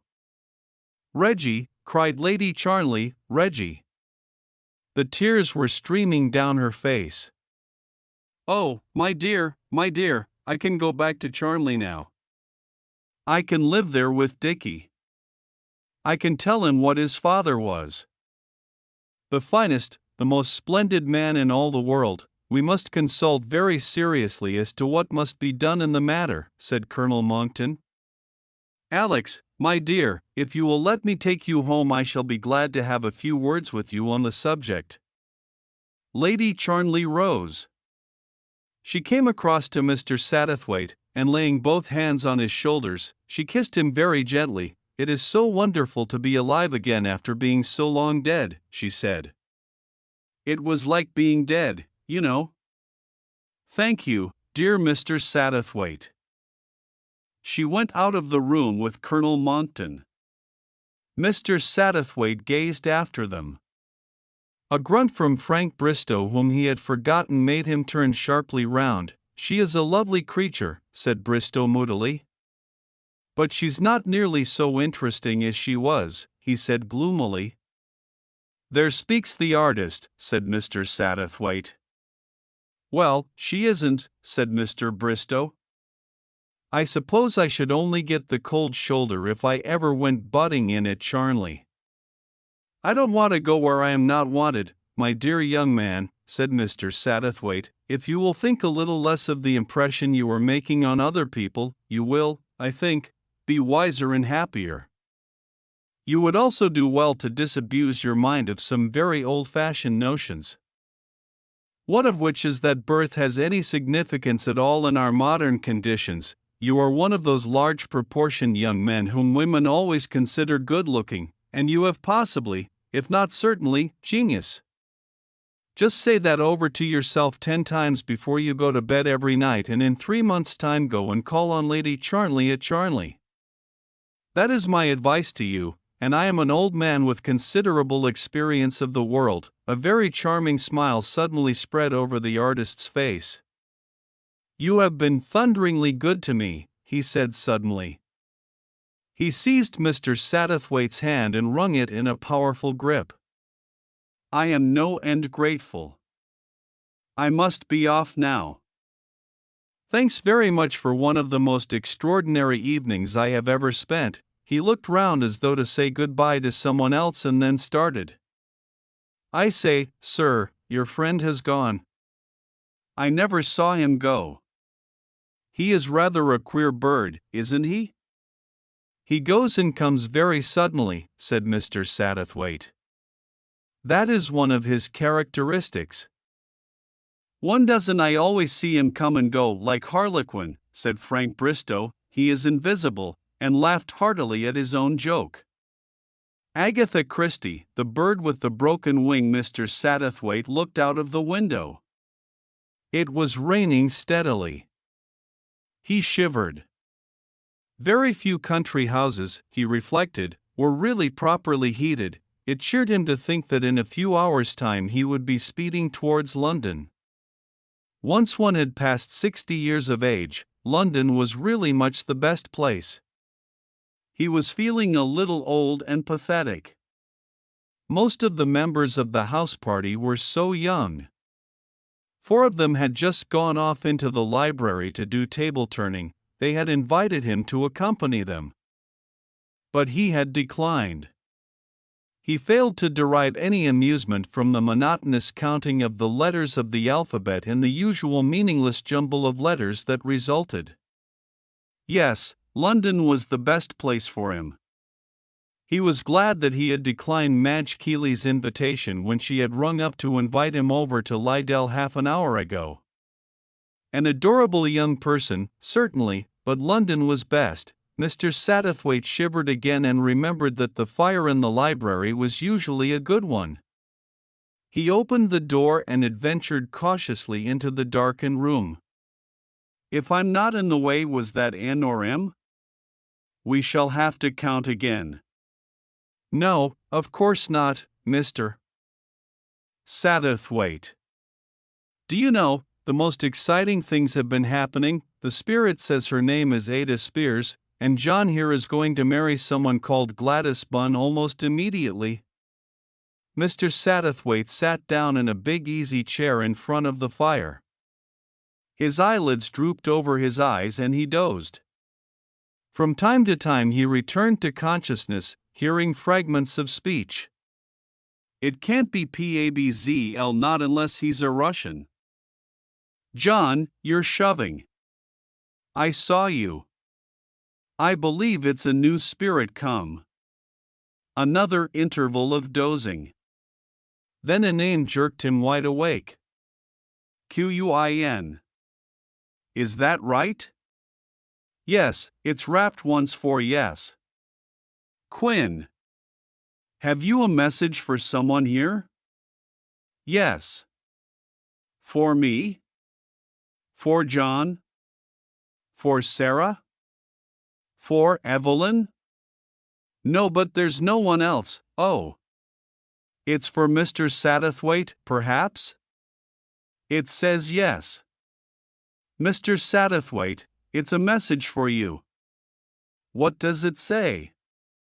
Mr. Satterthwaite was broad awake now, sitting taut and erect in his chair, his eyes shining.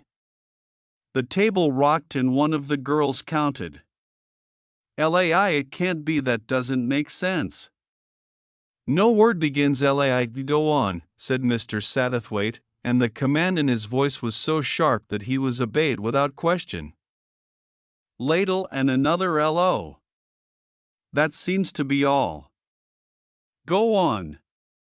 Tell us some more, please. A pause.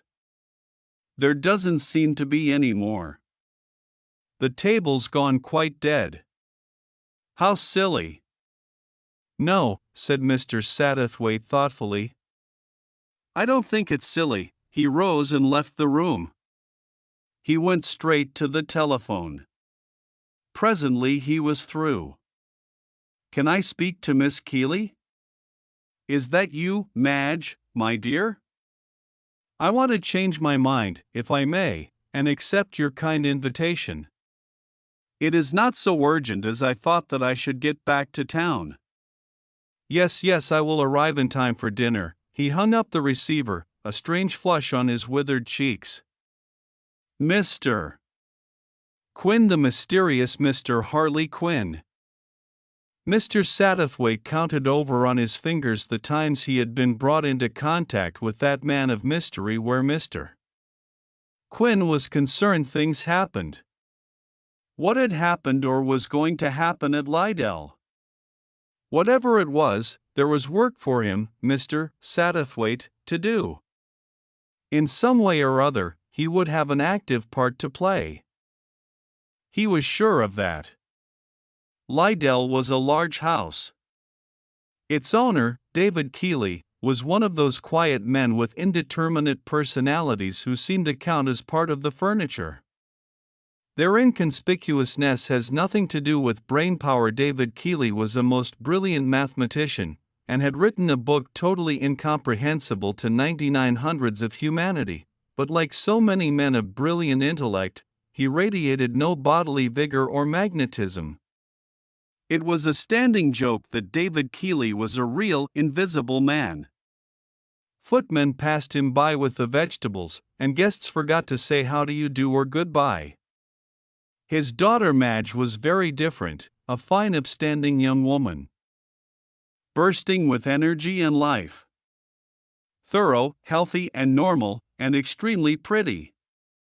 It was she who received Mr. Satterthwaite when he arrived. How nice of you to come after all. Very delightful of you to let me change my mind. Madge, my dear, you're looking very well. Oh, I'm always well. Yes, I know, but it's more than that. You look well. Blooming is the word I have in mind. Has anything happened, my dear? Anything well special? She laughed, blushed a little. It's too bad, Mr. Satterthwaite. You always guess things. He took her hand. So it's that, is it? Mr. Wright has come alone?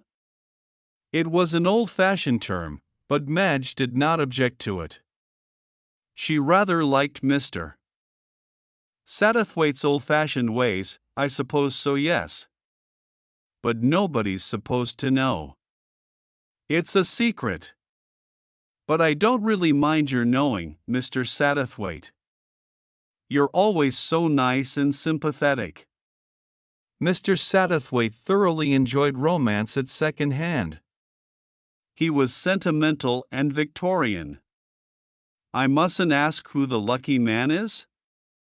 Well, then all I can say is that I hope he is worthy of the honor you are conferring on him. Rather a duck, old Mr. Satterthwaite, thought Madge. Oh, we shall get on awfully well together, I think, she said. You see, we like doing the same things, and that's so awfully important, isn't it? We've really got a lot in common and we know all about each other and all that. It's really been coming on for a long time. That gives one such a nice safe feeling, doesn't it? Undoubtedly, said Mr. Satterthwaite. But in my experience one can never really know all about anyone else. That is part of the interest and charm of life. Oh, I'll risk it, said Madge, laughing, and they went up to dress for dinner. Mr. Satterthwaite was late. He had not brought a valet. And having his things unpacked for him by a stranger always flurried him a little. He came down to find everyone assembled, and in the modern style Madge merely said, "Oh, here's Mr. Satterthwaite. I'm starving, let's go in." She led the way with a tall gray-haired woman, a woman of striking personality. She had a very clear, rather incisive voice, and her face was clear-cut and rather beautiful. "How'd you do, Satterthwaite?" said Mr. Keeley. Mr. Satterthwaite jumped. "How do you do?" he said. "I'm afraid I didn't see you." "Nobody does," said Mr. Keeley sadly. They went in. The table was a low oval of mahogany. Mr. Satterthwaite was placed between his young hostess and a short dark girl, a very hearty girl with a loud voice and a ringing determined laugh that expressed more the determination to be cheerful at all costs than any real mirth. Her name seemed to be Doris, and she was the type of young woman Mr. Satterthwaite most disliked. She had, he considered, no artistic justification for existence. On Madge's other side was a man of about 30, whose likeness to the gray-haired woman proclaimed them mother and son. Next to him Mr. Satterthwaite caught his breath. He didn't know what it was exactly. It was not beauty. It was something else, something much more elusive and intangible than beauty. She was listening to Mr. Keeley's rather ponderous dinner-table conversation, her head bent a little sideways. She was there, it seemed to Mr. Satterthwaite, and yet she was not there. She was somehow a great deal less substantial than anyone else seated round the oval table. Something in the droop of her body sideways was beautiful, was more than beautiful. She looked up, her eyes met Mr. Satterthwaite's for a moment across the table, and the word he wanted leapt to his mind. Enchantment, that was it. She had the quality of enchantment. She might have been one of those creatures who are only half human, one of the hidden people from the Hollow Hills. She made everyone else look rather too real, but at the same time, in a queer way, she stirred his pity. It was as though semi-humanity handicapped her. He sought for a phrase and found it. "A bird with a broken wing," said Mr. Satterthwaite.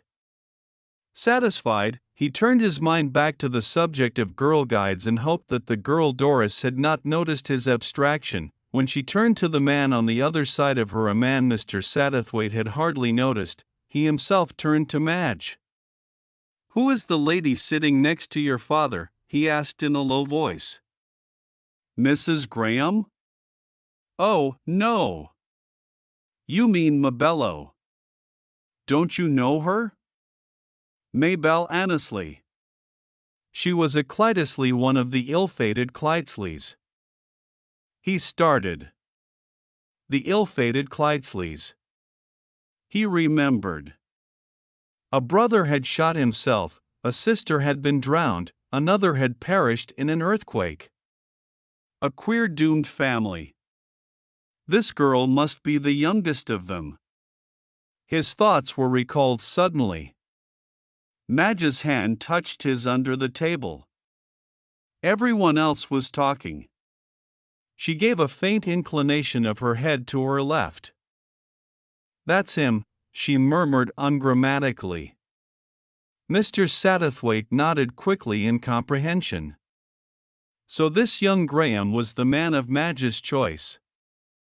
Well, she could hardly have done better as far as appearances went, and Mr. Satterthwaite was a shrewd observer, a pleasant, likable, rather matter-of-fact young fellow. They'd make a nice pair, no nonsense about either of them, good, healthy, sociable young folk. Lydell was run on old-fashioned lines. The ladies left the dining room first.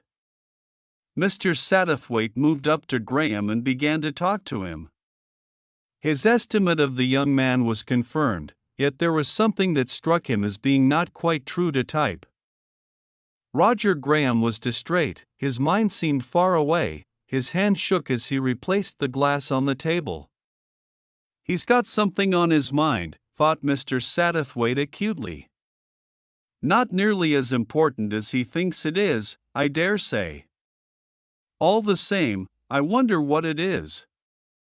Mr. Satterthwaite was in the habit of swallowing a couple of digestive pastilles after meals. Having neglected to bring them down with him, he went up to his room to fetch them. On his way down to the drawing room, he passed along the long corridor on the ground floor. About halfway along it was a room known as the terrace room. As Mr. Satterthwaite looked through the open doorway in passing, he stopped short. Moonlight was streaming into the room. The latticed panes gave it a queer rhythmic pattern. A figure was sitting on the low windowsill, drooping a little sideways and softly twanging the string of a ukulele, not in a jazz rhythm, but in a far older rhythm, the beat of fairy horses riding on fairy hills. Mr. Satterthwaite stood fascinated. She wore a dress of dull dark blue chiffon, ruched and pleated so that it looked like the feathers of a bird. She bent over the instrument, crooning to it. He came into the room slowly, step by step. He was close to her when she looked up and saw him. She didn't start, he noticed, or seemed surprised. "I hope I'm not intruding," he began. "Please sit down." He sat near her on a polished oak chair. She hummed softly under her breath. "There's a lot of magic about tonight," she said. "Don't you think so?" Yes, there was a lot of magic about. "They wanted me to fetch my uke," she explained, "and as I passed here, I thought it would be so lovely to be alone here in the dark and the moon." Then Mr. Satterthwaite half rose, but she stopped him. "Don't go. You fit in, somehow. It's queer, but you do." He sat down again. "It's been a queer sort of evening," she said. "I was out in the woods late this afternoon." And I met a man, such a strange sort of man, tall and dark, like a lost soul. The sun was setting, and the light of it through the trees made him look like a kind of harlequin. Ah! Mr. Satterthwaite leant forward, his interest quickened. I wanted to speak to him, he looked so like somebody I know. But I lost him in the trees. I think I know him, said Mr. Satterthwaite. Do you? He is interesting, isn't he? Yes, he is interesting. There was a pause. Mr. Satterthwaite was perplexed. There was something, he felt, that he ought to do, and he didn't know what it was. But surely, it had to do with this girl, he said rather clumsily. Sometimes when one is unhappy one wants to get away. Yes. That's true. She broke off suddenly. Oh. I see what you mean. But you're wrong. It's just the other way round. I wanted to be alone because I'm happy. Happy? Terribly happy. She spoke quite quietly, but Mr. Satterthwaite had a sudden sense of shock. What this strange girl meant by being happy wasn't the same as Madge Keeley would have meant by the same words. Happiness, for Mabel Annesley, meant some kind of intense and vivid ecstasy, something that was not only human, but more than human. He shrank back a little. I didn't know, he said clumsily. Of course you couldn't. And it's not the actual thing. I'm not happy yet, but I'm going to be. She leaned forward. Do you know what it's like to stand in a wood, a big wood with dark shadows and trees very close all round you, a wood you might never get out of, and then, suddenly just in front of you, you see the country of your dreams shining and beautiful. You've only got to step out from the trees and the darkness and you've found it. So many things look beautiful, said Mr. Satterthwaite, before we've reached them. Some of the ugliest things in the world look the most beautiful. There was a step on the floor. Mr. Satterthwaite turned his head. A fair man with a stupid, rather wooden face stood there. He was the man Mr. Satterthwaite had hardly noticed at the dinner table. They're waiting for you, Mabel, he said. She got up. The expression had gone out of her face. Her voice was flat and calm. I'm coming, Gerard, she said. I've been talking to Mr. Satterthwaite. She went out of the room, Mr. Satterthwaite following. He turned his head over his shoulder as he went and caught the expression on her husband's face. A hungry, despairing look, enchantment, thought Mr. Satterthwaite. He feels it right enough. Poor fellow, poor fellow. The drawing-room was well lighted. Madge and Doris Coles were vociferous in reproaches. Mabel, you little beast, you've been ages. She sat on a low stool, tuned the ukulele and sang. They all joined in. Is it possible, thought Mr. Satterthwaite, that so many idiotic songs could have been written about my baby? But he had to admit that the syncopated wailing tunes were stirring. Though, of course, they weren't a patch on the old-fashioned waltz. The air got very smoky. The syncopated rhythm went on. No conversation, thought Mr. Satterthwaite. No good musk. No peace. He wished the world had not become deafeningly so noisy. Suddenly Mabel Annesley broke off, smiled across the room at him, and began to sing a song of Grieg's. My swan, my fair one. It was a favorite of Mr. Satterthwaite's. He liked the note of ingenuous surprise at the end. Weren't only a swan then? A swan then? After that, the party broke up. Madge offered drinks whilst her father picked up the discarded ukulele and began twanging it absent-mindedly. The party exchanged goodnights, drifted nearer and nearer to the door. Everyone talked at once. Gerard Annesley slipped away unostentatiously, leaving the others outside the drawing-room door. Mr. Satterthwaite bade Mrs. Graham a ceremonious good night. There were 2 staircases, one close at hand, the other at the end of a long corridor. It was by the latter that Mr. Satterthwaite reached his room. Mrs. Graham and her son passed up the stairs near at hand whence the quiet Gerard Annesley had already preceded them. "You'd better get your ukulele, Mabel," said Madge. "You'll forget it in the morning if you don't. You've got to make such an early start." "Come on, Mr. Satterthwaite," said Doris Coles, seizing him boisterously by one arm. "Early to bed, etc." Madge took him by the other arm and all 3 ran down the corridor to peals of Doris's laughter. They paused at the end to wait for David Keeley, who was following at a much more sedate pace, turning out electric lights as he came. The 4 of them went upstairs together. Mr. Satterthwaite was just preparing to descend to the dining room for breakfast on the following morning, when there was a light tap on the door and Madge Keeley entered. Her face was dead white, and she was shivering all over. "Oh, Mr. Satterthwaite." "My dear child, what's happened?" He took her hand. Mabel Annesley." "Yes?" What had happened? What? Something terrible, he knew that. Madge could hardly get the words out. She hanged herself last night. On the back of her door. Oh! It's too horrible. She broke down sobbing, hanged herself. Impossible. Incomprehensible. He said a few soothing old-fashioned words to Madge, and hurried downstairs. He found David Keeley looking perplexed and incompetent.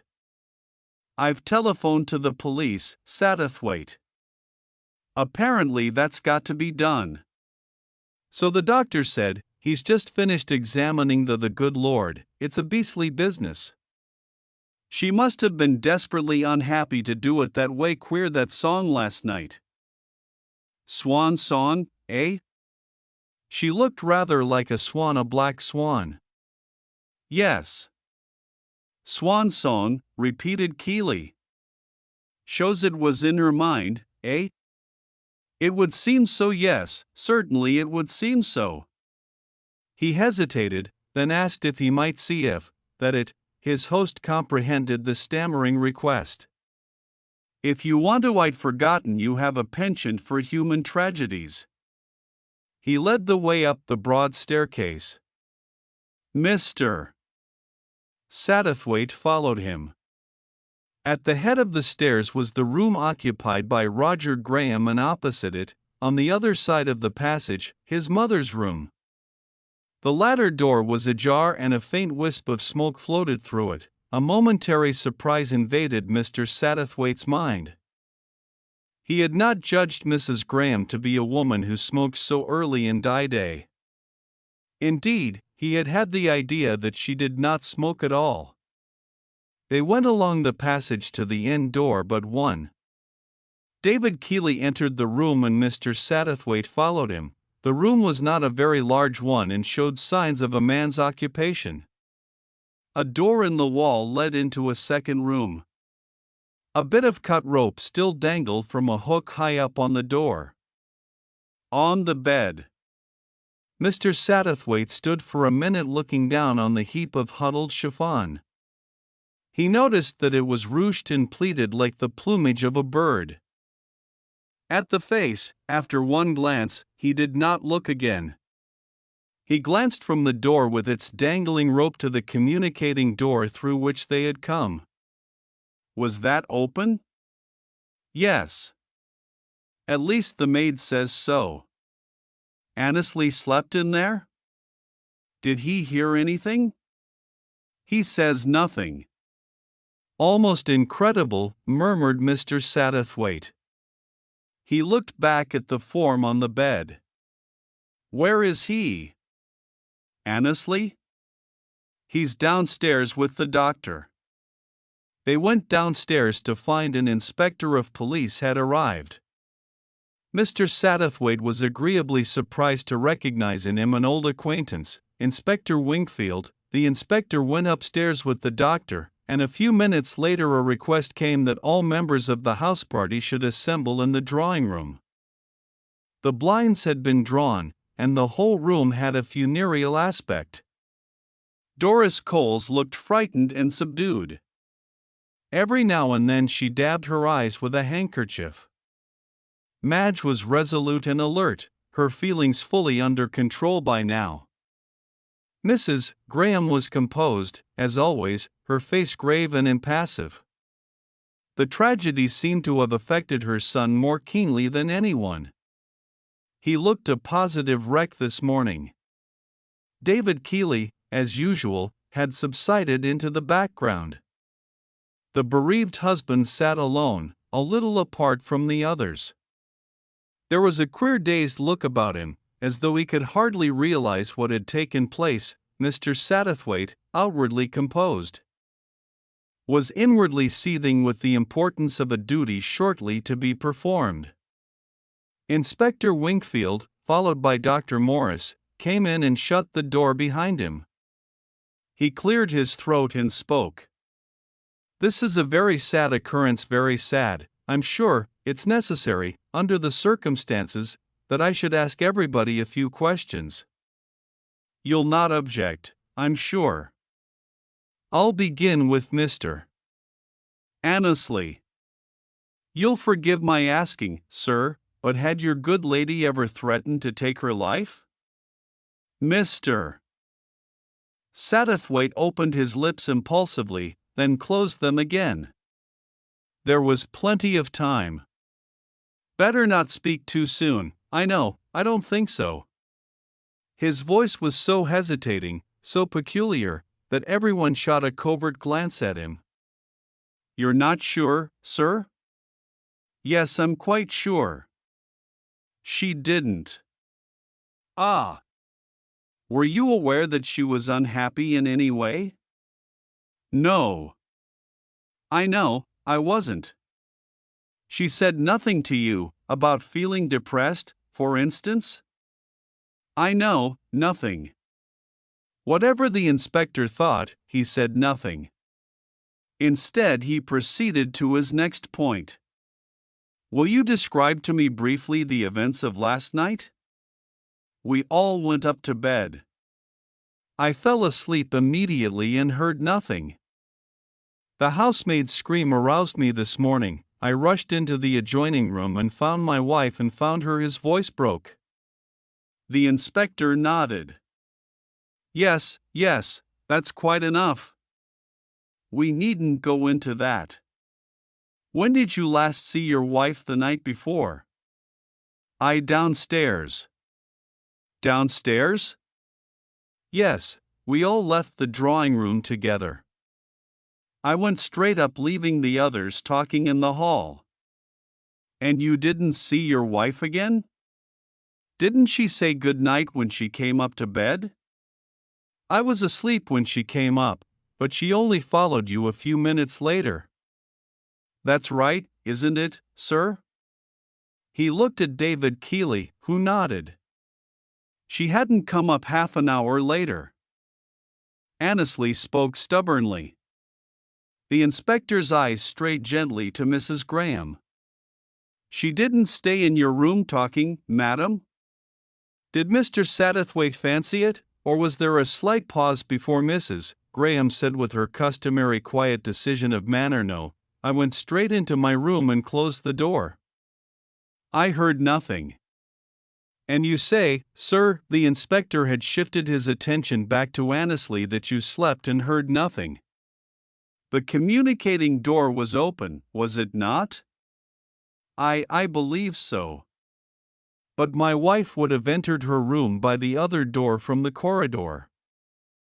"Even so, sir, there would have been certain sounds, a choking noise, a drumming of heels on the door." "No." It was Mr. Satterthwaite who spoke, impetuously, unable to stop himself. Every eye turned towards him in surprise. He himself became nervous, stammered, and turned pink.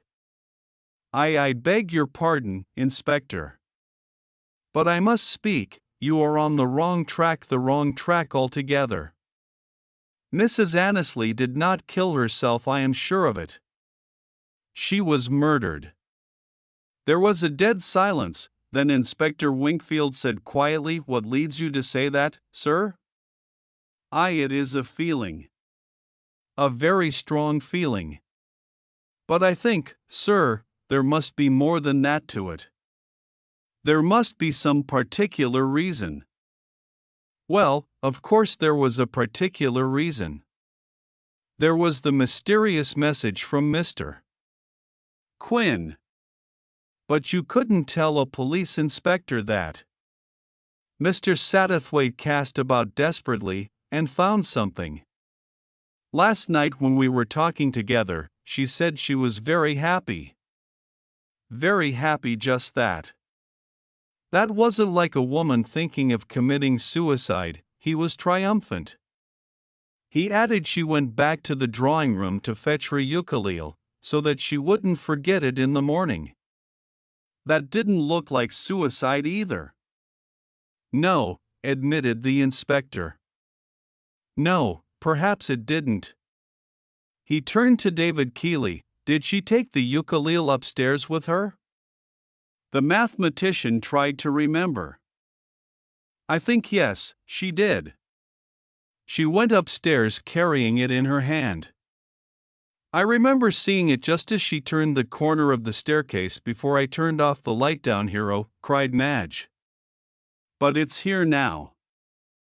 She pointed dramatically to where the ukulele lay on a table. That's curious, said the inspector. He stepped swiftly across and rang the bell. A brief order sent the butler in search of the housemaid whose business it was to do the rooms in the morning. She came, and was quite positive in her answer.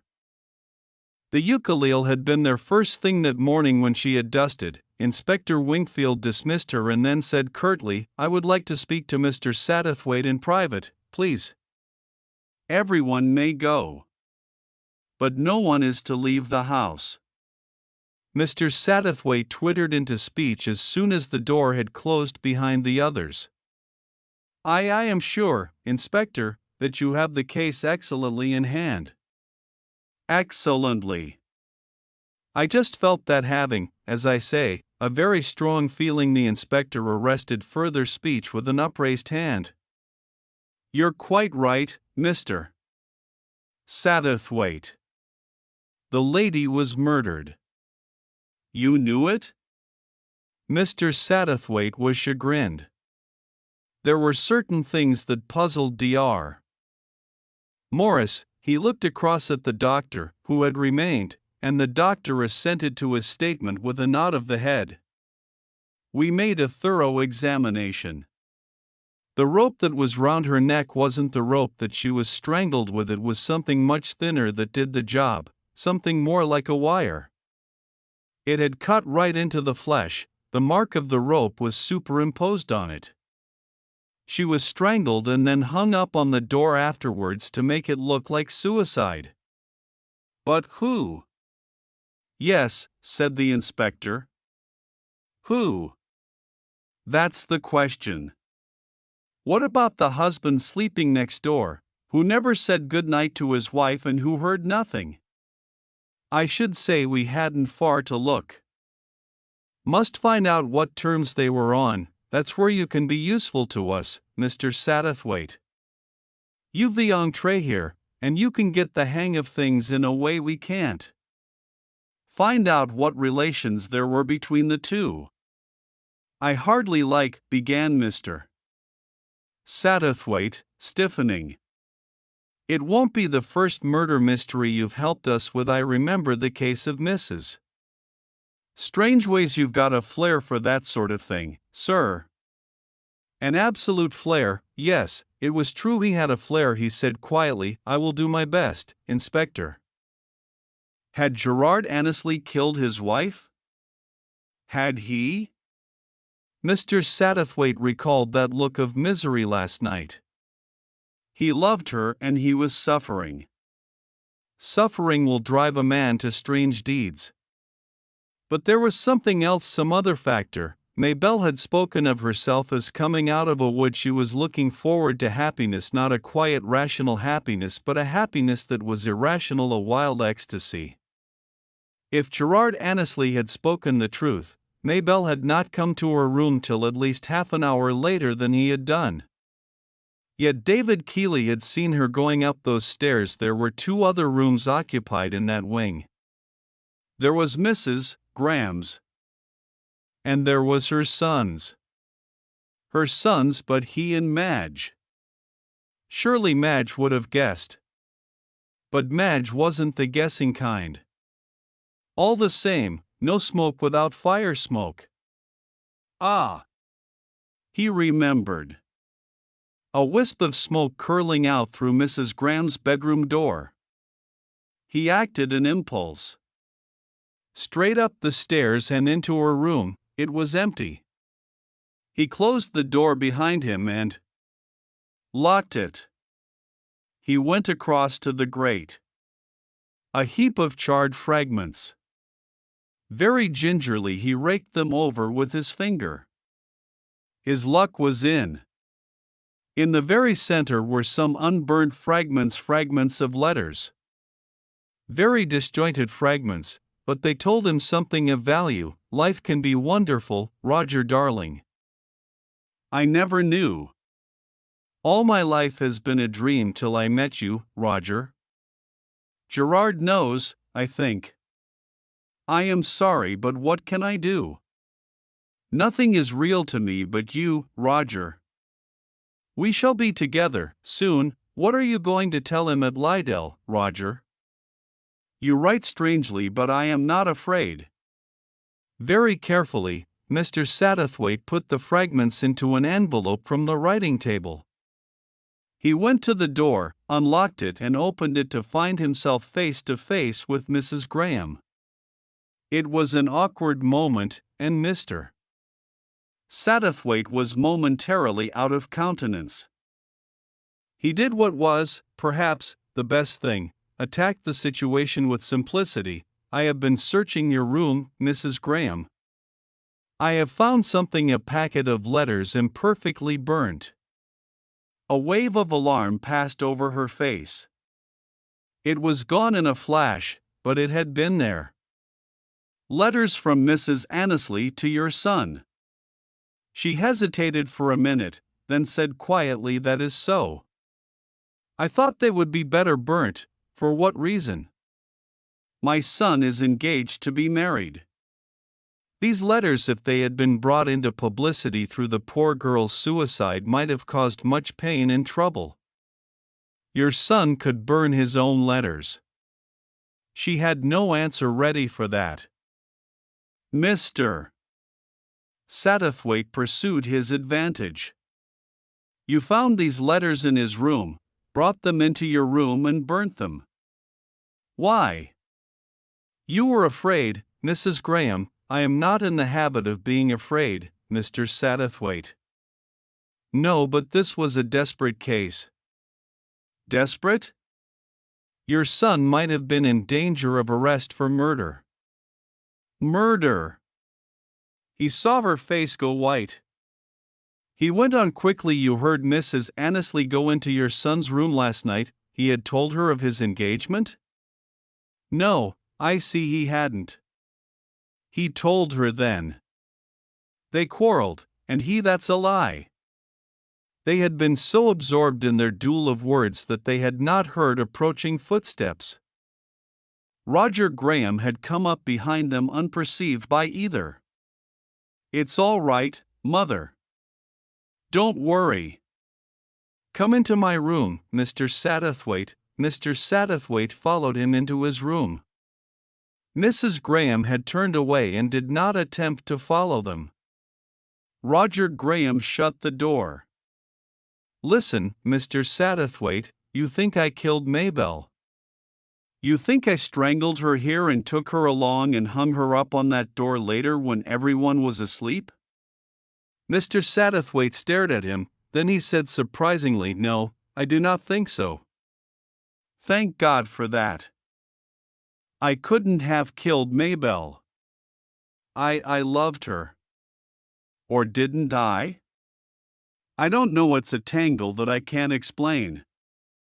I'm fond of Madge, I always have been. And she's such a good sort. We suit each other. But Mabel was different. It was, I can't explain it, a sort of enchantment. I think, afraid of her. Mr. Satterthwaite nodded. It was madness, a kind of bewildering ecstasy. But it was impossible. It wouldn't have worked. That sort of thing doesn't last. I know what it means now to have a spell cast over you. Yes, it must have been like that, said Mr. Satterthwaite thoughtfully. I wanted to get out of it all. I was going to tell Mabel last night. But you didn't? No, I didn't, said Graham slowly. I swear to you, Mr. Satterthwaite, that I never saw her after I said good night downstairs. I believe you, said Mr. Satterthwaite. He got up. It was not Roger Graham who had killed Mabel Annesley. He could have fled from her, but he could not have killed her. He had been afraid of her, afraid of that wild, intangible, fairy-like quality of hers. He had known enchantment and turned his back on it. He had gone for the safe, sensible thing that he had known would work, and had relinquished the intangible dream that might lead him he knew not where. He was a sensible young man, and, as such, uninteresting to Mr. Satterthwaite, who was an artist and a connoisseur in life. He left Roger Graham in his room and went downstairs. The drawing room was empty. Mabel's ukulele lay on a stool by the window. He took it up and twanged it absent-mindedly. He knew nothing of the instrument, but his ear told him that it was abominably out of tune. He turned a key experimentally. Doris Coles came into the room. She looked at him reproachfully. Poor Mabel's uke, she said. Her clear condemnation made Mr. Satterthwaite feel obstinate. Tune it for me, he said, and added, if you can. Of course I can, said Doris, wounded at the suggestion of incompetence in any direction. She took it from him, twanged a string, turned a key briskly, and the string snapped. Well, I never. Oh. I see, but how extraordinary. It's the wrong string, a size too big. It's an A string. How stupid to put that on. Of course it snaps when you try to tune it up. How stupid people are. Yes, said Mr. Satterthwaite. They are, even when they try to be clever. His tone was so odd that she stared at him. He took the ukulele from her and removed the broken string. He went out of the room holding it in his hand. In the library he found David Keeley. Here, he said. He held out the string. Keeley took it. What's this? A broken ukulele string. He paused and then went on. What did you do with the other one? The other one? The one you strangled her with. You were very clever, weren't you? It was done very quickly. Just in that moment we were all laughing and talking in the hall. Mabel came back into this room for her ukulele. You had taken the string off as you fiddled with it just before. You caught her round the throat with it and strangled her, then you came out and locked the door and joined us. Later, in the dead of night, you came down and disposed of the body by hanging it on the door of her room. And you put another string on the ukulele, but it was the wrong string. That's why you were stupid. There was a pause. But why did you do it? Said Mr. Satterthwaite. In God's name, why? Mr. Keeley laughed, a funny giggling little laugh that made Mr. Satterthwaite feel rather sick. It was so very simple. he said, "that's why." And then nobody ever noticed me. Nobody ever noticed what I was doing. I thought I'd have the laugh of them. And again he gave that furtive little giggle and looked at Mr. Satterthwaite with mad eyes. Mr. Satterthwaite was glad that at that moment Inspector Wingfield came into the room. It was 24 hours later, on his way to London, that Mr. Satterthwaite awoke from a doze to find a tall dark man sitting opposite to him in the railway carriage. He was not altogether surprised. "My dear Mr. Quinn." "Yes, I am here." Mr. Satterthwaite said slowly, "I can hardly face you. I am ashamed I failed." "Are you so sure of that?" "I did not save her." "But you discovered the truth?" "Yes, that is true. One or other of those young men might have been accused, might even have been found guilty. So, at any rate, I saved a man's life, but she that strange enchanting creature." His voice broke off. Mr. Quinn looked at him. "Is death the greatest evil that can happen to anyone?" "I well perhaps know." Mr. Satterthwaite remembered. Madge and Roger Graham. Mabel's face in the moonlight, its serene unearthly happiness. "No," he admitted. "No, perhaps death is not the greatest evil." He remembered the ruffled blue chiffon of her dress that had seemed to him like the plumage of a bird. A bird with a broken wing. When he looked up, he found himself alone. Mr. Quinn was no longer there. But he had left something behind. On the seat was a roughly carved bird fashioned out of some dim blue stone. It had, possibly, no great artistic merit. But it had something else. It had the vague quality of enchantment. So said Mr. Satterthwaite, and Mr. Satterthwaite was a connoisseur.